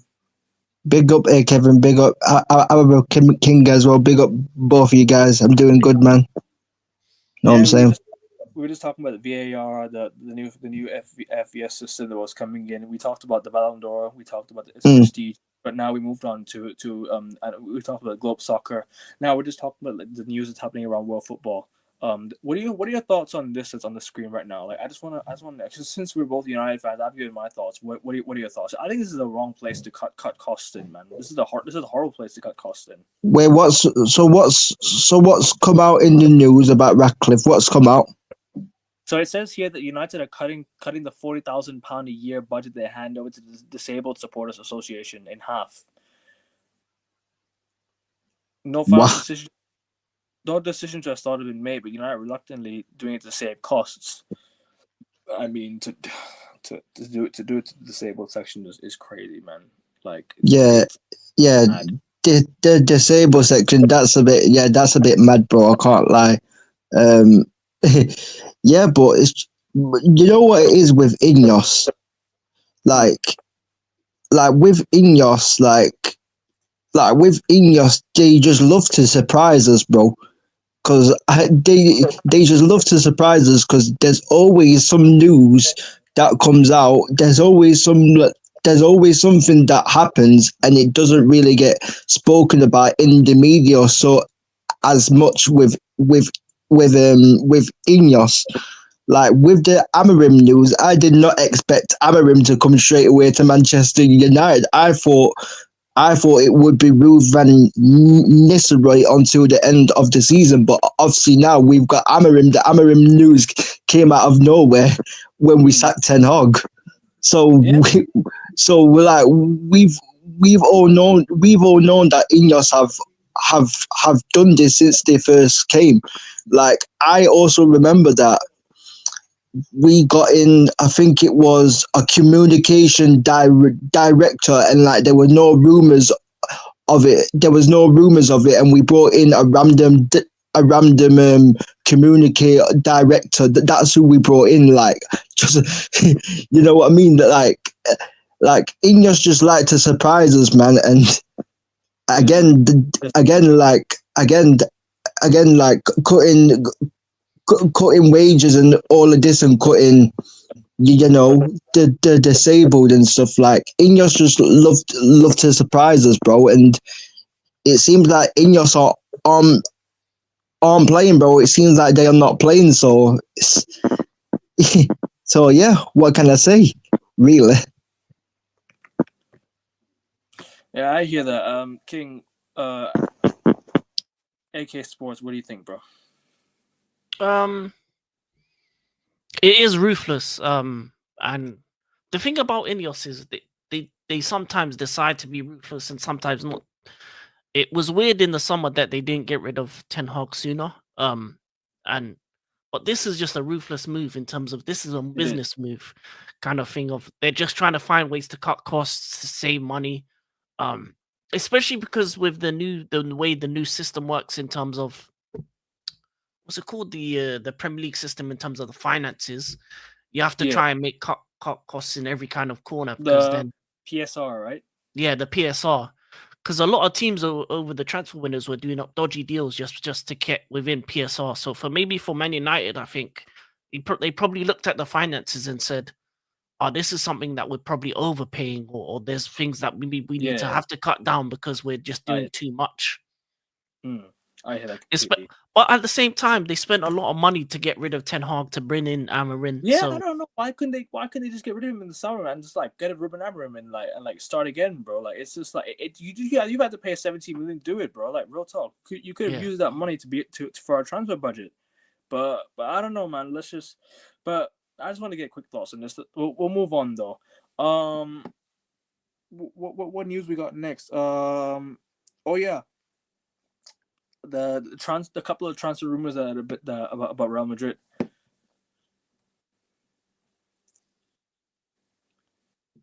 let me try to find it.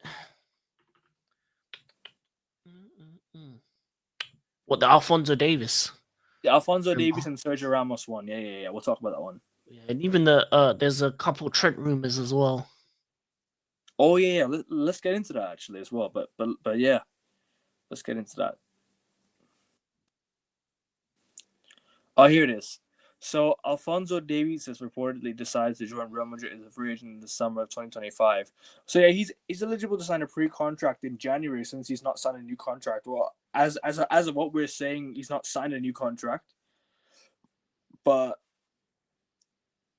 as the rumors per se, he's gonna sign for Real Madrid on a free, which is gonna be kind of it's kind of mad because Real Madrid picked up Mbappe on a free. They've picked up they're gonna pick up if potentially Alfonso Davies on a free and maybe Trent Alexander-Arnold if he also doesn't sign a contract.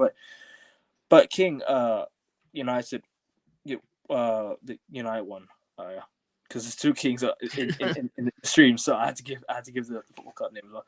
What are your thoughts on this, bro? I since you just joined, I just want to get your quick thoughts on this and elaborate on what do you think will happen. Alfonso Davies to Real Madrid. Obviously, it's a free transfer.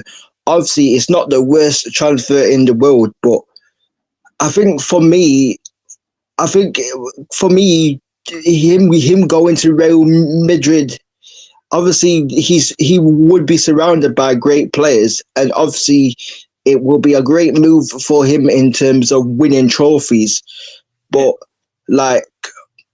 but the thing is that even though I don't rate him technically as a player like that, for example, I think he would fit better in Manchester United's new system than at Real Madrid, unless if Real Madrid changed their system, because Alfonso Davies is decent at going forward, but defensively he's kind of average. Defensively, he struggles. Defensively, he gets cooked quite a few times defensively, and obviously Real Madrid they usually play with a back four, and so they usually play with a right back and obviously a left back. Alfonso Davies is not really a left back. He's more of a left wing back than an actual left back. But I could see this transfer happening. But in terms of how he fits and how he fits into the team and how Real Madrid can get the best out of him, I don't personally know, unless if they change the system and they go with a wing back system instead of a full back system, because that would help Alfonso Davies a lot more, because like I said, defensively he can get got at defensively. We've seen it. He can get got at defensively, but going forward, he's decent. So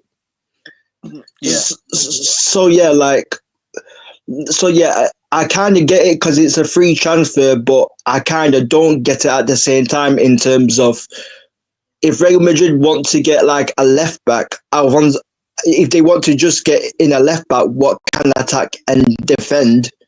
Alfonso Davis isn't really that guy. Like he's more of like a winger or a left wing back. So you know what I'm saying?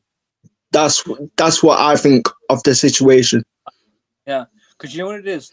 I'm not saying he's similar to this player I'm gonna mention, yeah, or anything like that, yeah.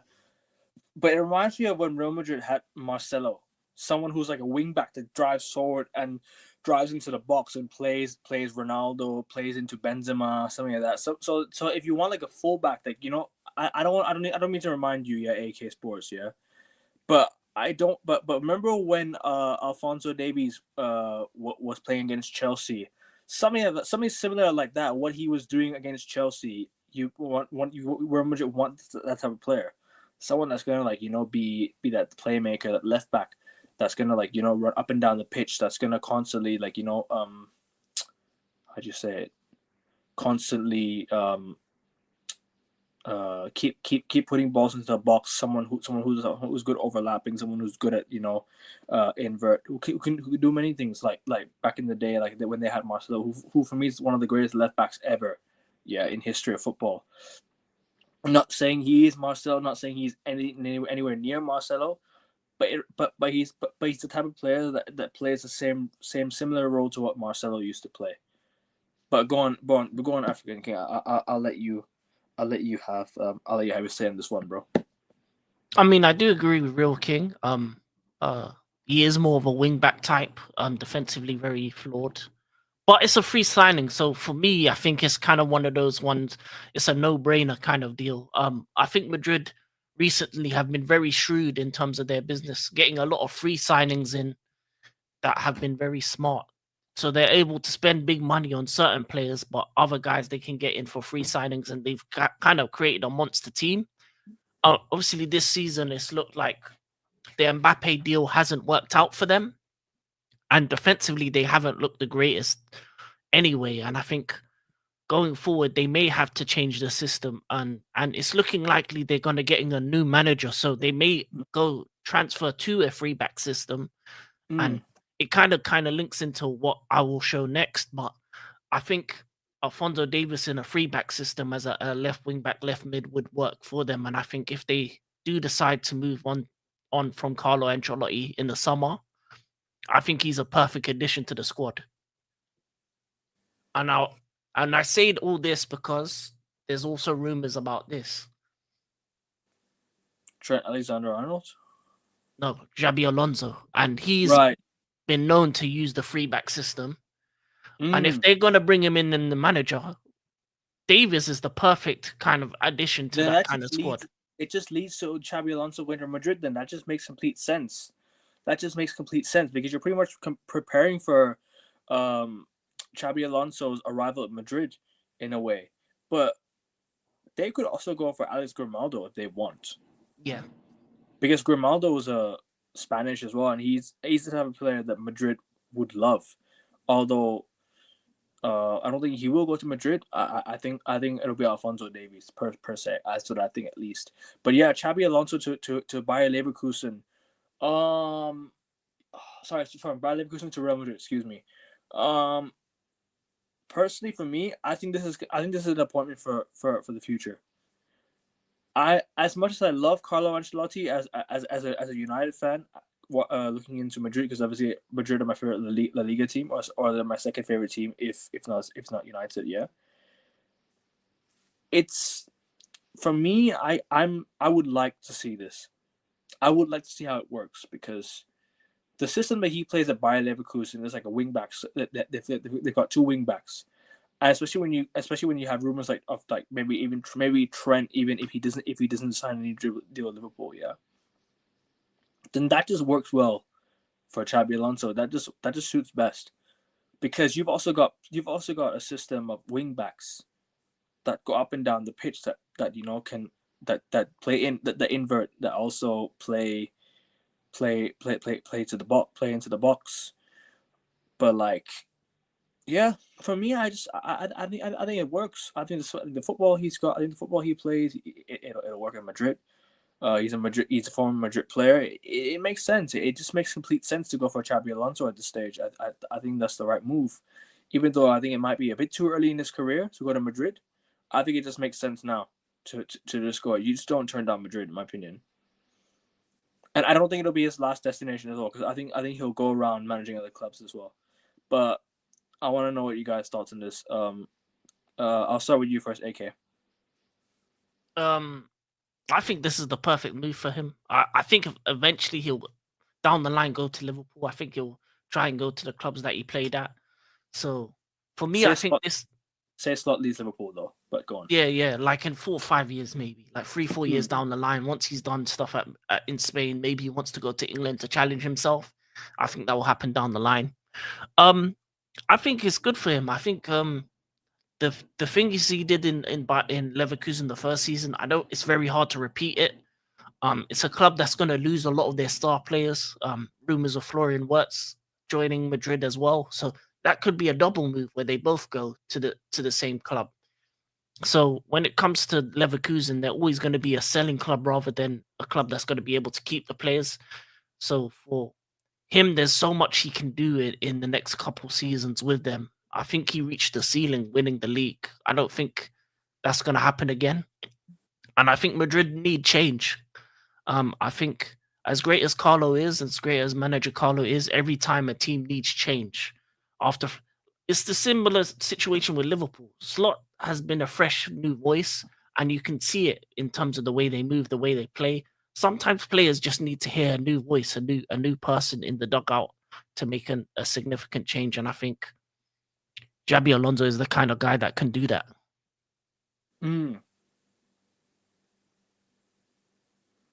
I hear that. The real king. Go on, bro. Yep. I think this is I agree with both of you. I think it is the right move for him. I think it's a good step for him. I think it will be very interesting because I've actually watched I've seen at least 5, 6, 7 games of Real Madrid, and they haven't been playing great this season. They've been playing awful this season. Like Vinny for most of the games has been underperforming. Jude has, and Mbappe has been underperforming as well. The best 2 players really for them have been Valverde and Camavinga. Yeah, that's been their best 2 players, and obviously Xabi Alonso did well for Leverkusen. Obviously they went a season unbeaten in the Bundesliga. And obviously Leverkusen aren't as good as they was last season, but obviously they are still a decent team to watch, and they are still a decent team attack and defensively. So I think it's a very interesting and it's a good challenge for Xabi Alonso. But I think the biggest challenge is if he's going to play that system. If he's going to bring that Leverkusen system to Real Madrid, where obviously he has his 3 centre backs and then he has his 2 wing backs. Like, it's gonna be interesting how he fits Mbappe, Jude, and Vinny in that, and Rodrigo, because I think that's good. If he was to go to Real Madrid and if he was to play that system, then I think that would be the biggest challenge for him. If that was the case, because obviously centrally Mbappe hasn't been great centrally. Like, he's been even worse centrally. Like, when you've seen him play for like PSG centrally at times, it hasn't looked great. When he's played centrally for France at times, it hasn't looked great. So obviously it'd be interesting to see how how he would fit in like one of them 10 because it's kind of similar to Amarim where the wingers are like the two tens basically. The wingers become tens basically. That's what Alonso's been playing at Leverkusen. That's why he has Verts and them man there. So, and obviously Jude Bellingham, even though I don't rate him highly as a player, we've seen what Ancelotti has done to him has done to him, like playing Jude Bellingham as a second striker. We've seen that work last season, so that could possibly work in Xavi Alonso's system. But obviously, I think, like I said, the biggest challenge, I think, if Alonso was to go there, is, and if he wants to play the same football at Leverkusen to Real Madrid, I think the biggest challenge is what he does with all the attackers there, because a lot of Real Madrid attackers are not used to playing as tens. They're not used to playing as tens. Obviously, I think Rodrigo could play as a 10. Vinny could possibly play as a 10. Mbappe could possibly Mbappe, maybe he could play as a 10, maybe not. We would have to see. But like like I think that's a bigger question that I would have if I was a Madrid fan, if he was to come to the club and if he wants to play that system of playing the wing backs and playing the 2 10s. That's the big question that I would have. How is he going to fit all of them attackers, and how fluid is he going to make the attackers when he plays them? Yeah, I hear that. I mean, because I think Xabi Alonso is a serious manager. Like, he's one of those managers. Like, he does not take the piss. He does not take the piss whatsoever. He is going to be like one of those ruthless managers. Like, you know what? If Mbappe's not performing, he's going to get dropped. If Vinny's not performing, he's going to get dropped. It's like it's one of those managers. Like, you cannot come up against. He has to, but excuse me. He's going to have to deal with a lot of egos in Madrid, and that's going to be a bit of an issue. However, I think he's got the capabilities of doing it, because he is a very ruthless manager. He's a very on point. He's like a very on point manager. He's very straightforward, serious. Like, I got elite level standards. Like, what he did with Bayer Leverkusen, exceptional. Taking the next step to Real Madrid this early on in his career might be a bit of a risk. However, I fully support it. I support it. Take the step now, because when the opportunity comes, and you don't take it, you might not be able to get it in the future. You might not get it in the future. So I think take the opportunity now when maybe Carlo Ancelotti does take the step down and does leave. And the thing is, a great manager like Don Carlo Ancelotti is very, very hard to find, very, very hard to replace, because he's one of the greatest managers to ever grace football. Like, let's just say it as it is. Don Carlo is one of the greatest managers in football history. Personally, for me, Sir Alex Ferguson's the greatest manager in football history, but Carlo, Pep, and all these guys are just there as well, up there as well. But for me, Don Carlo Ancelotti is very, very hard to replace, and Xabi Alonso has a lot of shoes to fill, but I think he can do it. I think he has the ability to do it, and I think it's a move that a lot of people would support, especially with him being a very young age, with a lot of young ideas, a lot of very, very bright, tactics, very new ideas, especially a new style of play. So we'll see. I think it might be good, but yeah, let's move on to Sergio Ramos and Real Madrid. Let's just keep it at Real Madrid. Let's just move on to Sergio Ramos. You got the news up, King. Here you go. Sergio Ramos offered himself to Real Madrid, but Florentino and Paris others said no. Look, the way Ramos left Real Madrid, the way he was forced out of Madrid, I don't agree with it. I don't agree with the way Real Madrid forced a lot of players out of the club, especially how much they've done to how much they've given to Real Madrid. But I want to know your thoughts. The Real King, I'll start with you.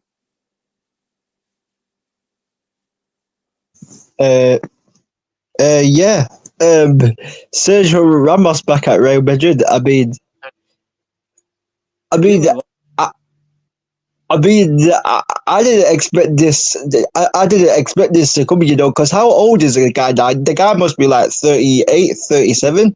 38, 39, I think. Like, it's incredible, yeah, how long he's lasted in this game. And obviously, I don't know how well he's done at Sevilla. Obviously, at PSG, he wasn't that great. That's all I know. At PSG, he wasn't that great at PSG, but obviously, we all know the coach has been a bit toxic there for a number of seasons. Um, so Ramos, going back to Madrid, obviously he would be a good character in the dressing room. He would bring in a lot of experience. He would to the younger players, but obviously, obviously, like he might have lost his legs a bit and that, but obviously we all know that Sergio Ramos is a very intelligent defender and a player also. We all know that Sergio Ramos scored a lot of important goals for Real Madrid when they've needed him, and he also defended a lot of goals when Real Madrid needed him. We all know Sergio Ramos' qualities, so I don't. I think it'd be a decent deal to bring him back. Obviously, I don't think he will be able to play like so many games. Like I think most of the, I think. I don't think he'll be able to play like for example like 40 games or whatever, but he could still play a good 15 to 20 games with. He's there for the squad depth. The thing is, Madrid are struggling with the injuries, and right now they're gonna need someone of Ramos's experience. Yep. Madrid and the legendary status he's got at the football club. Yep, I agree. Yep. They need him, but but the way that I think Perez saying no, it's kind of a bold statement, to be honest. Because look at Real Madrid's injuries. They kind of struggled with that in that department, and they're gonna need to sign some January if they're gonna want to have. That's why they've been linked with Saliba. That's why they've been linked with Saliba, because they've been struggling with injuries with Alaba, and Alaba's been injured for quite a while now, hasn't it? So I don't think they go for Saliba this summer though, because I think Saliba is still his contract to Arsenal. He just signed a new one, and I think he's gonna be really expensive as well. And especially when Madrid are gonna get Trent, they're gonna get Alfonso Davies. He's gonna have to pay his really expensive wages, especially for the both of them. If Real Madrid to sign Trent Alexander-Arnold per se, but. Well, continue what you're saying, bro, and I'll let African King continue after you, bro. Right after you. After you're done, just let King you continue. Go on. Oh, me? Yeah, you and then King. Yeah. I was just saying, I just think, if Real Madrid was to bring Ramos back, I don't think it'd be a bad deal, because obviously he might not be able to play 30 or 40 games, but having the experienced players around the dressing room, having characters in the dressing room, having experienced winners in the dressing room can help certain young players and can help the morale of the club. And because we all know that Sergio Ramos has been there and done it. Obviously, he scored important goals for Madrid. We already know that. And obviously, they signed David Alaba like 2 or 3 or 4 seasons ago to sign David Alaba, but like David Alaba, he's just been injured a lot of the time, and it's a shame, because I rate David Alaba as a player. I think he's a very good player, but obviously injuries have slightly catched up with Alaba. So, and obviously Real Madrid have had problems at, I think Sergio Ramos, if I'm correct, used to be a right back at Sevilla. I think he used to be a right back as well. and then he got obviously changed to centre back. So obviously Real Madrid have had problems at right back, and they've had problems at centre back with injuries, and because they've been playing Lucas Vasquez as well as a right back, and he's been struggling. Lucas Vasquez had been struggling quite a bit at right back because he's been getting cooked a few times. So so Sergio Ramos can play as a centre back and as a right back. So I think it would be decent cover, even though every game they won't be able to play him. But if Real Madrid was to bring him in, was to bring him in and manage his minutes and play him when they need to play him at the right time, I think it'd be a decent signing for them. So yeah, that's what I've got to say on that. All right, AK, you continue, bro. Yeah, no, I agree. To be honest, as a short-term solution, Sergio Ramos would have been good, but I think He's short. they probably just don't want. There probably is issues that we don't know about between him and Florentino Perez. That's probably why they let him go the way they did, because he's a legend for the club. So there may be issues that we don't know about. That's why he's probably not trying to bring him back. But for the future, I think, if they're gonna get Alphonso Davies and Trent on a free, I think they have more than enough money to get a Saliba in if they need be. And I think the centre back position is a position where they're gonna have to spend big anyway. Sorry to cut in, but the thing is with Mbappe, the thing is why I say that they don't have enough money is they got in Mbappe, right, and his wages were pretty much the whole like transfer fee. So like so I think how much was Mbappe like on how much is his contract? What, like 600-700K a week? I don't even know. Like somebody remind me in the chat. Like somebody tell me in the chat.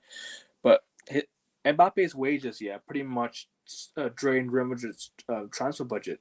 So. And especially with how much money Trent and Alphonso Davies might demand, it kind of might drain a lot of the transfer budget as well next summer. So my thing is, it's good they're signing the players in a free, these good players in a free, if they do get them over the line.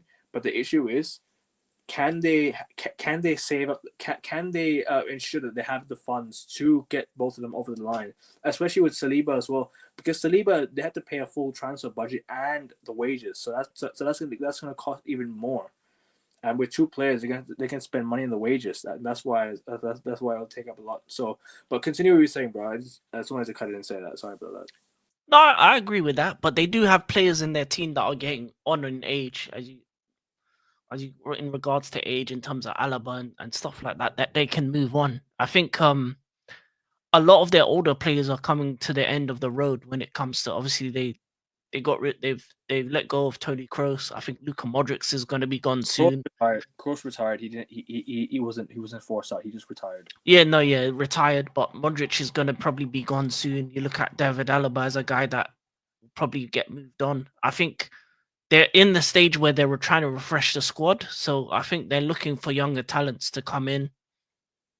And I think even some of their older players are gonna just have to be changed out, really. I think when it comes to Saliba, I think he's probably one of the best young centre backs in the world. So for the reason why I think it will happen is because by the end of this season, if Arsenal haven't won a title or done anything significant in terms of trophies again, he's probably going to force himself to move out.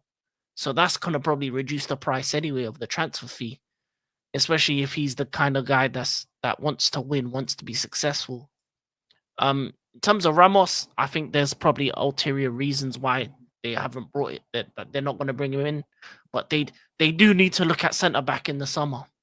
Yeah, they need to bring in centre backs in the summer, so they're gonna have to spend some money. And I think as much as the wages are gonna be for a Trent and a Alphonso Davies, I think they'll get a lot of money in the back end when it comes to t-shirt sales and other things of that nature. So I think they recoup a lot of their money in the back end when it comes to these signings, because they're going to be selling the shirts, they're going to be selling the tickets. They can put up the prices for season tickets, for regular tickets and stuff of that nature as well. And I think they've upgraded their stadium recently as well. So I think Madrid have the power and the money to bring in anyone at this point.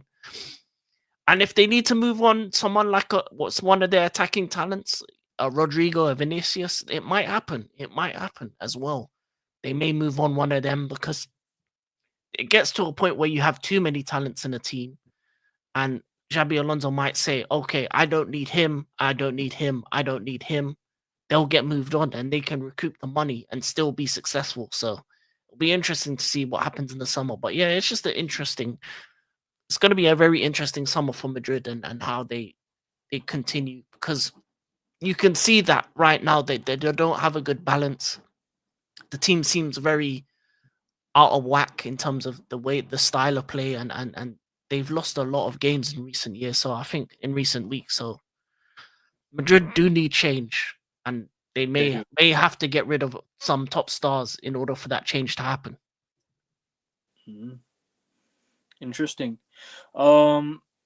Yeah, I hear that completely. Is there any other news that we can get into, or is what were the Trent Alexander-Arnold news? You saw something about Trent or something like that? We can get into that quickly before we move on.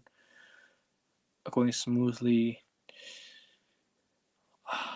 I hope so. I mean, would like to see Trent go to Real Madrid as much as for the United side of me does not want to see Trent stay with Liverpool, because Trent is a very, very crucial player with Liverpool.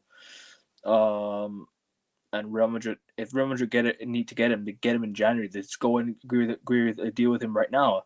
It's probably the only way to get Trent to go to Real Madrid. If Liverpool don't offer him what he wants, he's gone. And I'm just reviewing this from the outside in, as a neutral. Why haven't Liverpool agreed a contract with them prior to this? Like, why haven't they viewed the situation at least a year or two down the line, like prior to the situation? Like, as much as I don't agree with Rashford getting a new contract, as much as I don't agree with Rashford staying at United or anything like that, at least United agreed to deal with Rashford to stay at the club before his contract ran out. As much as I don't think Rashford should have stayed at United, right? In the sense, they still got his contract tied up. So if you want to keep a player, you get a contract tied up a year or two before their contract runs out, so they don't have to worry about it a year down the line. So they don't have to worry about it maybe potentially agreeing a contract with other clubs down the line. Because I remember United let go of Vidic, and Vidic signed a contract with Inter Milan in January, pre-contract in January 2014. He signed a pre-contract deal with Inter Milan. So if you really want to keep a player, you must agree with them a contract with them prior to their contract expiry, the year of their contract expiry, excuse me. But both of you want to get your quick thoughts on this? African King, I'll start with you this one. I'll start with you on this one, bro.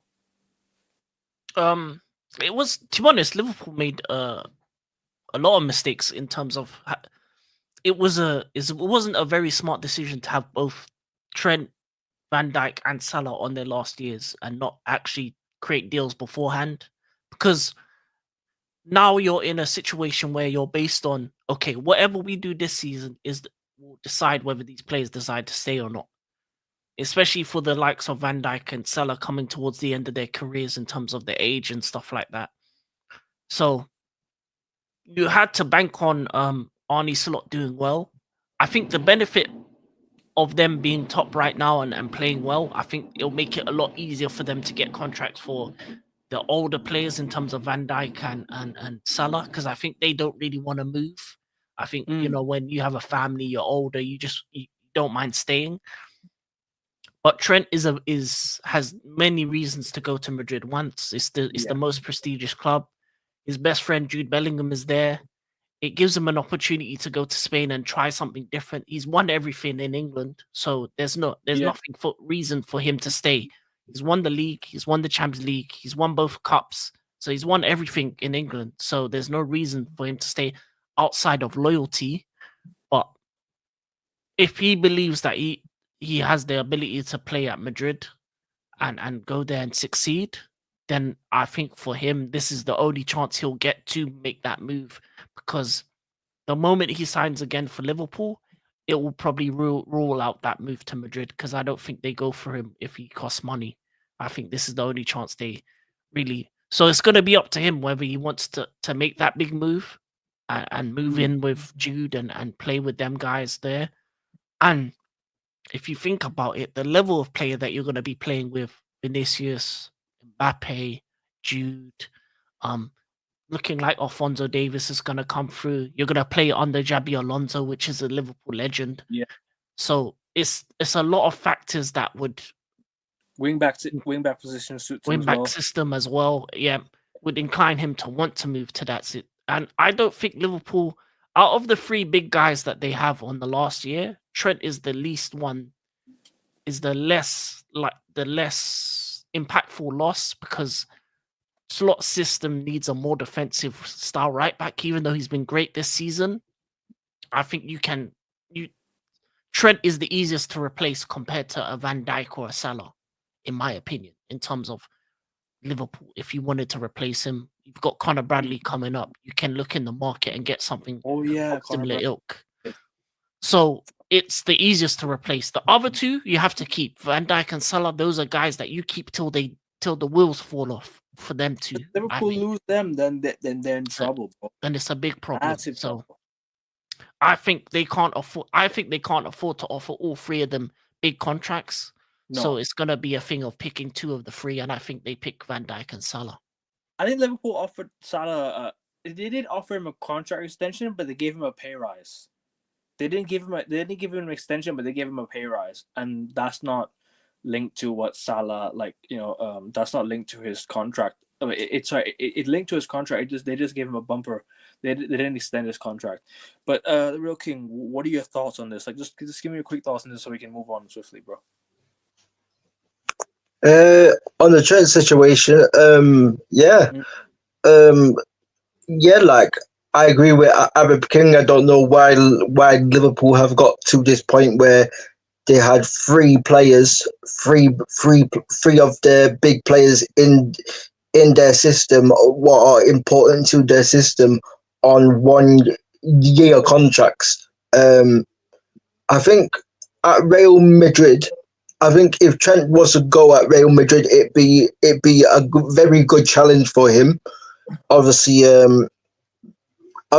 if Xavi Alonso was to come in at Real Madrid and they was to play in a win back system, I think that would be perfect for him, because we all know going forward, Trent Alexander-Arnold, when he goes forward, and when he goes forward, he's very good at going forward, because he's very good when things are in front of him.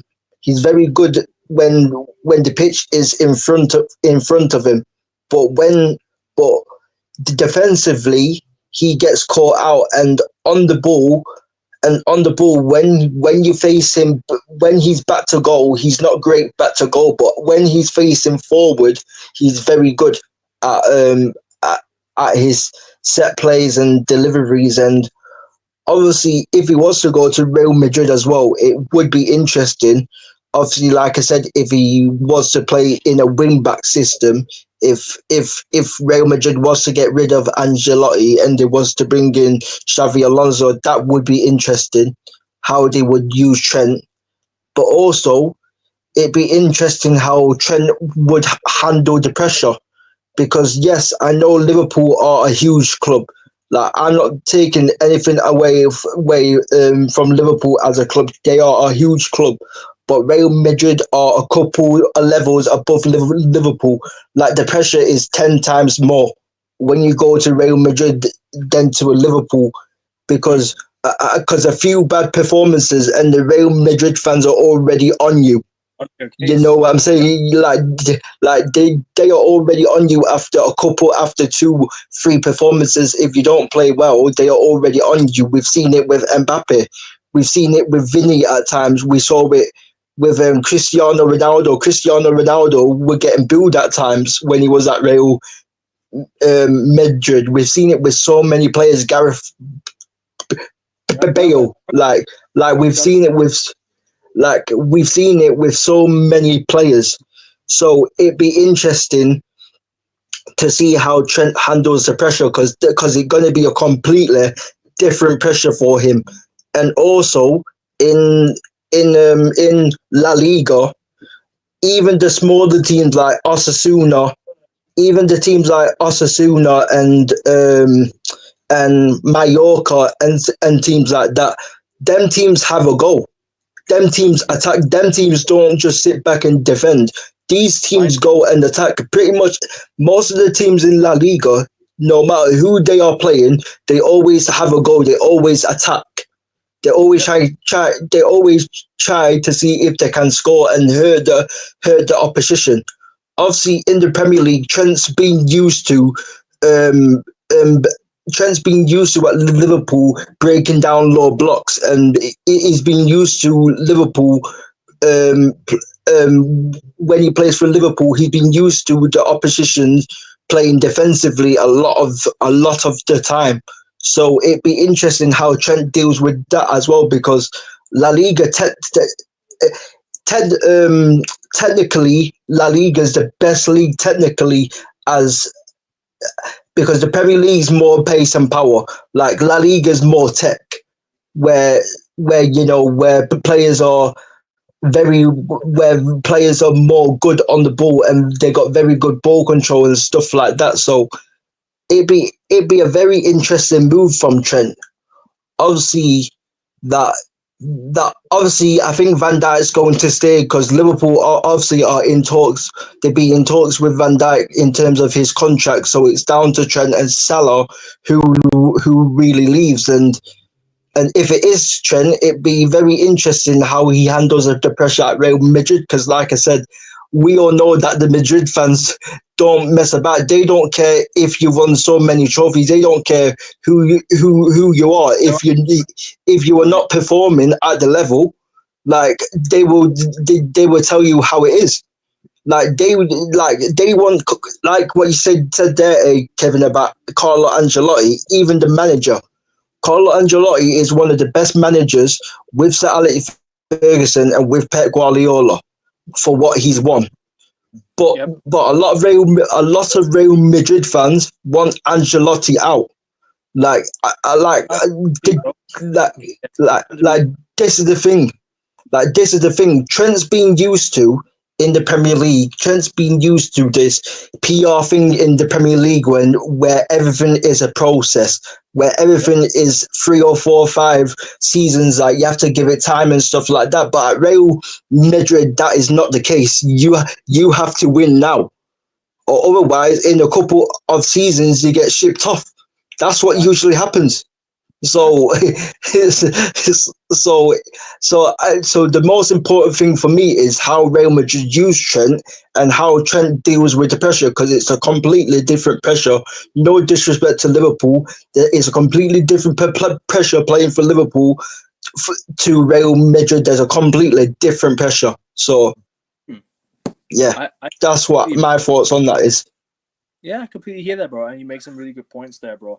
But yeah, any final thoughts? We're actually gonna move on to something a little bit off the news sort of thing. We're gonna move on to the goalkeepers of the 21st part, and that's where I wanna get your opinions on this, because this is gonna be interesting. King, could you bring it up, please, bro? The goalkeepers of the 21st century. Paddinggoal.com released the list of the goalkeepers of the 21st century, and yeah, just make sure that you just make sure no video is being played. Sorry, bro. Yeah, no worries. Just make sure no video is being played. That's all. Yeah, no worries. All good. Try to find it again. No, it's all good. It's all good. All good, bro. No worries. Let's just get through your comments. Any comments that I missed? The Copa Trophy results gap was insane between first and second. Are you talking about the young award? Are you talking about the young player award, bro? The Copa Trophy. Yeah, that's the young Ballon d'Or award. Oh yeah. The results for yeah, but I think Lamine Yamal wins this one. King, before I want to get your quick thoughts. Who do you think deserves to win Globe Soccer Best Men's Player? Like, just give me a name. Like, who do you think deserves to win? Wait, Globe Soccer. Which award is that? Is that the Dubai one? The Dubai one, yeah.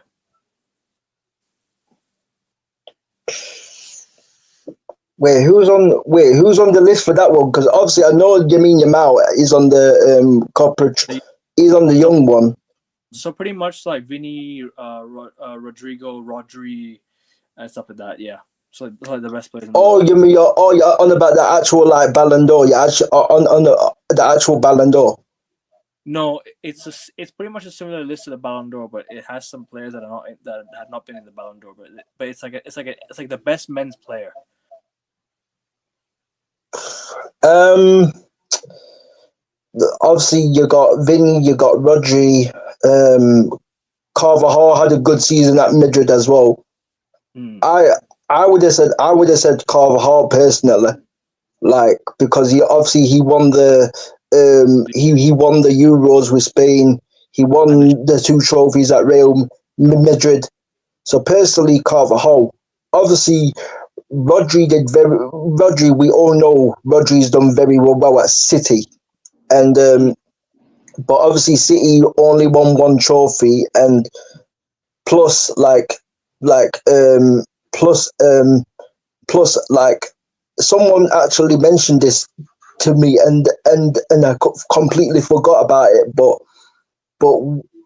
like a lot of people weren't talking about Rodri before, because a lot of people in that season was talking about Phil Foden, because you remember last season Phil Foden, a lot of noise were coming out. Phil Foden was carrying Man City in a lot of games, so so a lot of Man City fans were saying Phil Foden was their best player.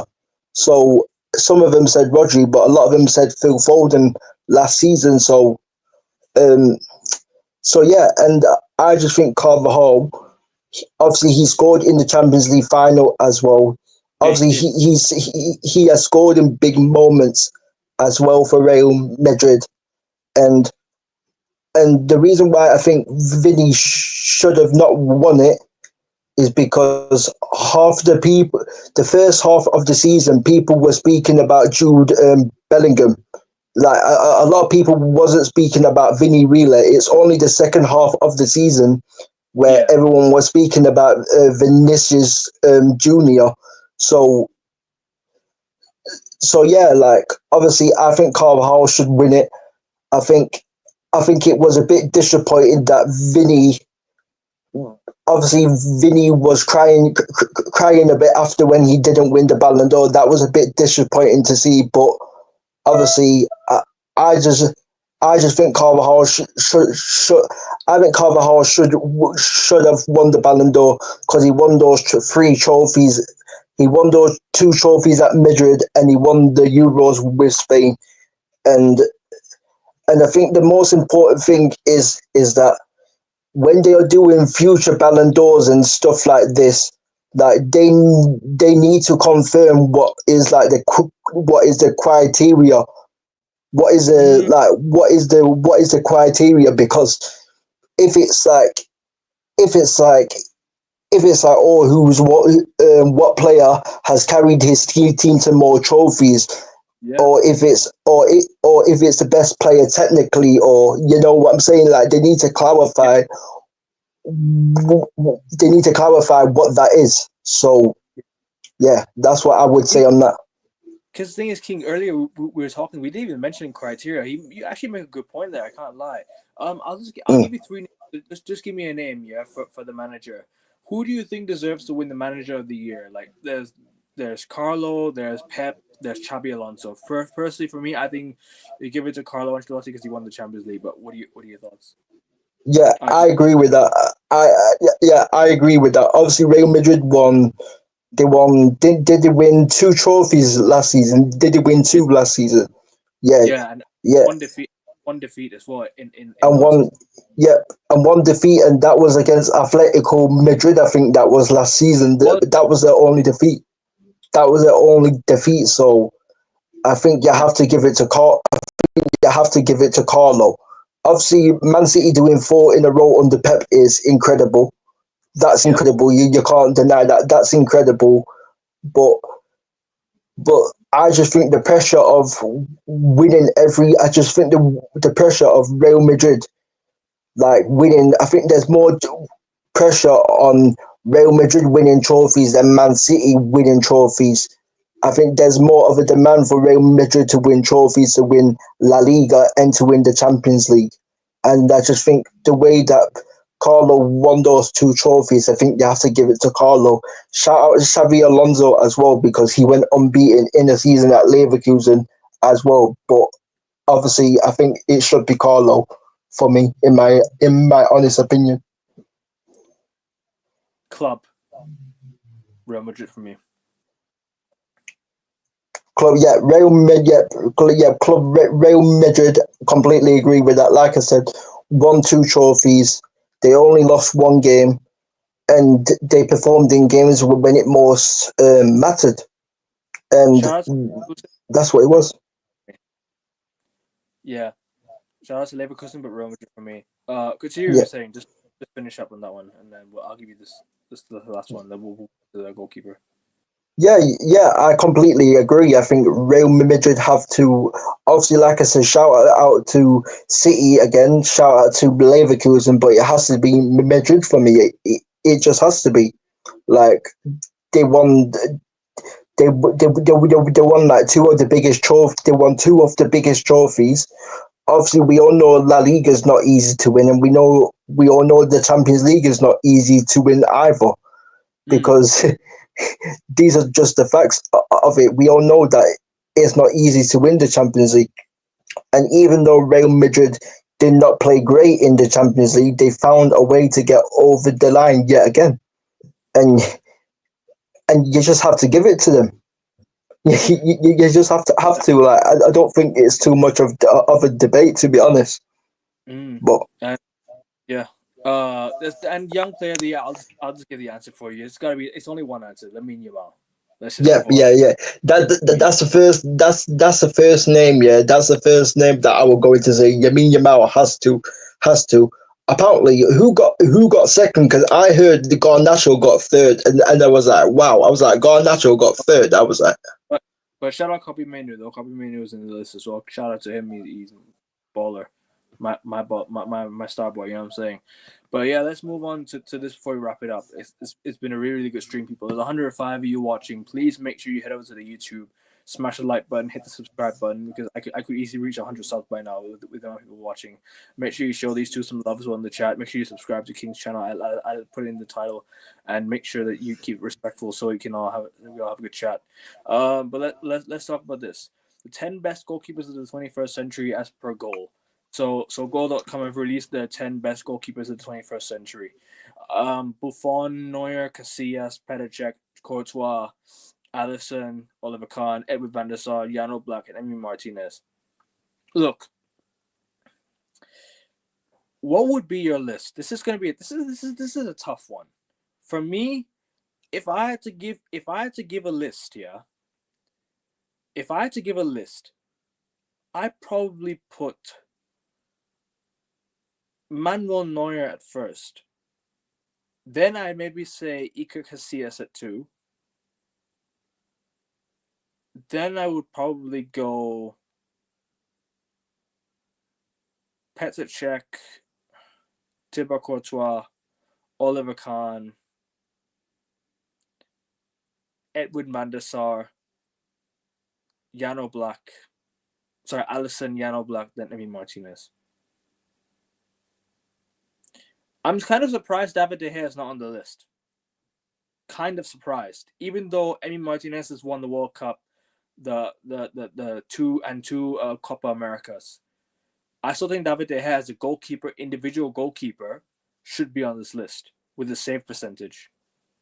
Because that's the goalkeeper's job to save. And save percentage is quite high, I think. So I'm kind of surprised David De Gea did not make the list. Give me your top 10 according to this. If I had to rank. For me, so I'll go through mine again. So it's Neuer, Casillas, Cech, Buffon. Sorry, Buffon, Courtois, Van der Sar, Oliver Kahn, Van der Sar, Alisson, Oblak, Martinez. I'll start with you, AK.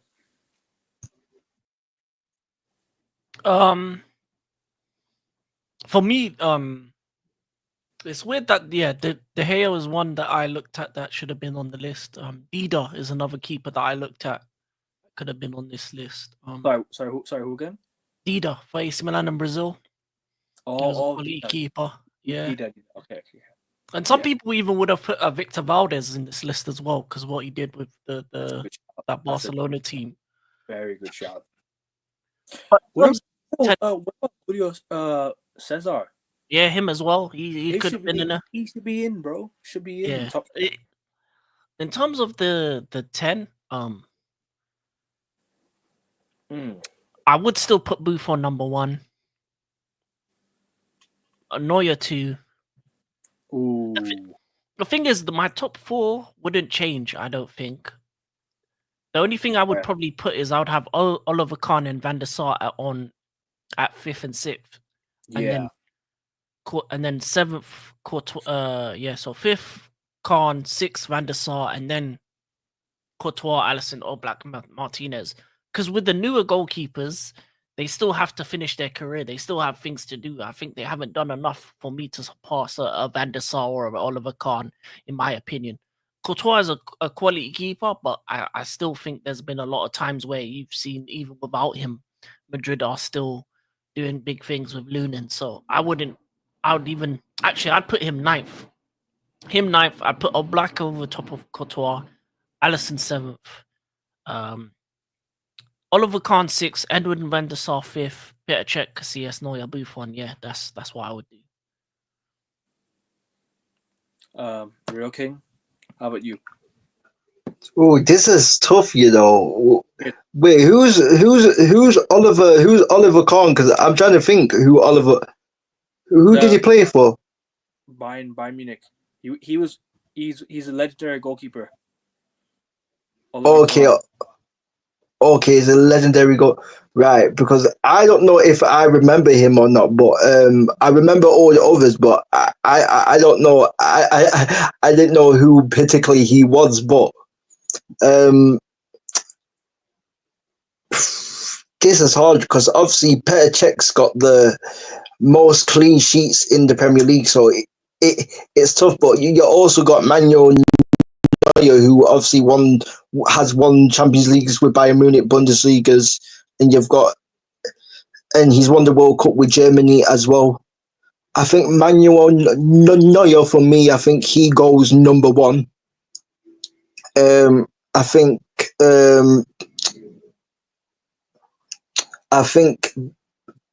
so. We got Buffon, Petr Cech, Alisson, Van der Sar. Like, I think I would say Buffon 2nd, and then I would.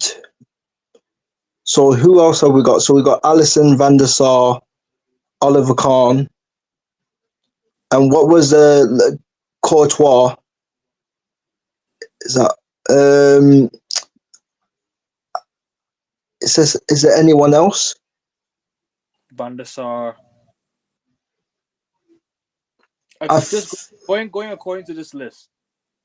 I think Manuel Neuer, I think he's 1. Buffon's 2. I think I rate Van der Sar very highly, but I think I can't ignore the Petr Cech. Obviously, I know Petr Cech was surrounded by a great defense in, I think it was Cannavaro and John Terry, but I think he was still a very good. I think he was still a very good goalkeeper, and I think he's got the most clean sheets. He's arguably history, arguably. So I think I put Petr Cech 3rd. I think I put Petr Cech 3rd. Since Oliver Kahn is a legend at Bayern Munich, he must be a big legend there. So, like, on that basis, I think Oliver Kahn, I think, goes 4, and Van der Sar, I think, for me, goes 5. And then Alisson, I think Alisson Oh yeah, All Black as well. I think Allison goes sixth. Then then I think it's so then I think it's All Black, and then I think it's so we got how many more? Three more. So Courtois. So down to Courtois, Martinez, and who's the last one?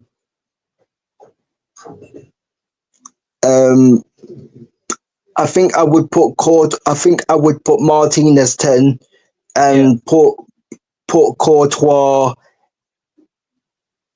8. I think that's what I would go with. Ooh. And fair enough. I mean that's your list. I'm not gonna say anything against it. But It's like very hard in it. It's like very hard, bro, because there's actually a lot of goalkeepers on this list, bro. And it's like obviously I'm trying to take my bias out of it. You know what I'm saying? I'm trying to take my bias out of it and look at it like and as a there logical thing. and there are goalkeepers that are not on this list as well. So say like we're talking about goalkeepers like David De Gea is not on this list. We're talking about Dida not on this list. Julio Cesar not on this list. We're talking about like Oh yeah, Julio Z. I remember, yeah, bro, yeah, goalkeepers like Victor Valdez. Victor A Val, yeah, lot of goalkeepers that are on that are missing from this list, and I feel that a lot, and I feel they're a lot better than at least four players on this list, in at least. I think Martinez should not be on this list. I don't know why he's on this list. I think Emi Martinez is a great shot stopper, as a great penalty saver. But personally, for me, he should not be in the top 10 best goalkeepers in the 21st century. Oh, I forgot about Kessie. Oh, that was it. Casillas, in it. Oh, I forgot about Kessie. Oh, I forgot about Casillas, bro. That's all right. I'll just say it for you. I think Casillas number 3, isn't it? I think, yeah, bro. Bro? There's so many names that I completely forgot about Casillas. Because he's on the list. Because he's on the list. He's on the list. Yeah, like, yeah, he should be. Yeah, he should be free. Yeah, he should be free. In fact, yeah, Casillas should be free. Petr should be probably 4. That's fair. Van der Sar should be 4. Yeah, yeah, You yeah, know, yeah, people, yeah. but young people, we are gonna do a debate soon. So we are gonna do like goalkeeper debates, strikers. We're gonna talk about Shag. top 5 great top 5. We're gonna do top 5 goalkeepers, top 5 midfielders, top 5 defenders, top 5 attackers, forwards, That'd be good. all sort in Premier League history, right backs, centre backs, left backs, and all that sort. We're gonna go through Oh, that. that's gonna be hard. Gonna, That's gonna be that's hard. that's That's gonna be gonna be even harder, bro. That's gonna be even harder. Like Top that's gonna be five. even harder. Like But I'm gonna get a bigger panel for this one. So, well, yeah, people, but continue your saying, bro, before we wrap it up. yeah, like that's gonna be hard because I think it was a few weeks ago. I saw on the Back Again podcast, Troops, Flawless, and Months, and all of these man. They were doing the top 10. Lewis, They was doing the top 10 wingers in the Premier League era. They were doing the top 10 wingers, bro, and it was and bro the names, bro, that they came up with was insane, bro. Like, yeah, we should do that, bro. We should do that for attackers as well, bro, because but that would be even harder. But yeah, we should do that one because that would be a lot of fun to do the attackers and then do the obviously midfielders and obviously right backs and then you got centre backs as well. So yeah, I hear that. I hear that. But I'm gonna I'm gonna do a show on that. So we are gonna do. Do you know what, people? As the week goes by, we are gonna get more show ideas. So we might do a fantasy draft. We might do top 5 goalkeeper debates, top 5 striker debates, and all of that sort. We're gonna do a lot more, and we might even do a fun quiz, like just to get the international break going. So people, I've got a lot of ideas planned. You will see these two lads on the show. You'll see more of Augusta. You'll see more of Gian. You'll see more of other people as well on the channel. yeah. More new Prime as well. Big up to Prime. Big up, and we might get more new panelists as we go. And I just want to give a quick shout out to Lee Gunner, who's just got his 100K plaque. They got Lee, man. Yeah, big up big him Lee, up, man. big him up. Big up Lee Gunner every time, and obviously, hopefully one day, we can have him on the show as well. We can have some debates whether people like him or not. For me, he's someone who I look up to in terms He's of a real man. He's a real one, man. I've done streams with him. I've done streams with him and Northside. I've been on streams with him and Northside. He's a real one, bruv. Like the he guy's is. hilarious. He's a real one, bruv. And yeah, hopefully one day, as much as people don't like him personally, for me, I look up to him in terms of like what he's done, and obviously how he's grown in the YouTube community, and hopefully I want to be there one day. So people, only way to do that is help subscribe, man. There's 111 of you watching. Please make sure you hit the subscribe button. Make sure you like. Make sure you comment and be respectful with the chat, so we can engage with you guys in the comments. Make sure you show love to King. His channel's in the title, so make sure you go subscribe to him. The 112 of you watching, make sure you like before you on your way out. Head over to the YouTube and make sure you subscribe. Also, people follow my playback account. I might be doing some NBA watch along soon. Playback A in sports on playback. So make sure you go there. Before we wrap it up, what have you both got coming up, man? Shout out your thing, bro. Shout out, and big up. For me, nothing yet. Next week I'm gonna start doing some videos in regards to. I've changed the name to African King Academy. I want it to be a place where it's about info about all types of sports, Right. and kind of bringing people together in terms of like the more methodical kind of looking into sports outside of the passion of it, in terms of the more tactical approach to it, and the way I think about football and sports and stuff like that. So yeah, gonna carry on that, but I'm gonna be on this show as well, and Of course, more of course, streams as well. And people, King will be appearing on the F1 stream. We'll be previewing the Las Vegas Grand Prix next week, so make sure you tune in. Anyone who loves F1, and obviously he'll be tuning in for the NBA as well. So NBA streams will be every week. People will be doing weekly NBA recaps and previews. So make sure you tune in, and obviously make sure you show Real King some love. King, United, what do you got coming up, bro? Obviously, yeah, like on United, obviously I'd be doing a bit more research on United, but obviously, you guys want to find me. Obviously, you will see me a lot. You will see me quite a bit on Northside. I go on other channels, so I go on Northside channel. You will see me on Northside channel. You will see me on Flawless's. Shout out Flawless as well. You will see me on you see me at times on Omar channel as well. Shout out Omar, and you will see me on Zia Talks. You will see me on Zia Talks as well. So shout out Zia as well. You will basically see me on a lot of channels. So yeah, man, keep your eyes open, people, and obviously subscribe to this channel as well, because obviously I'll be on with A Kevin as well. We will do more. Obviously, I'll be on his channel a lot more as well, and obviously shout out Arab King as well. Obviously, shout out Arab King as well, because obviously I know he speaks a lot of facts because I've seen him on Flawless's channel on the Fan Call It In show. So big up to you as well. So yeah, big up everyone, man. You're always welcome on my channel, man. You're always welcome anytime, man. It was always great to chat with you guys, man. It's been a really good fun stream today. I can't lie. Yeah. I literally came up with the stream like pretty much last minute. I thought of it like a few hours before doing it. Like I set the stream up for like.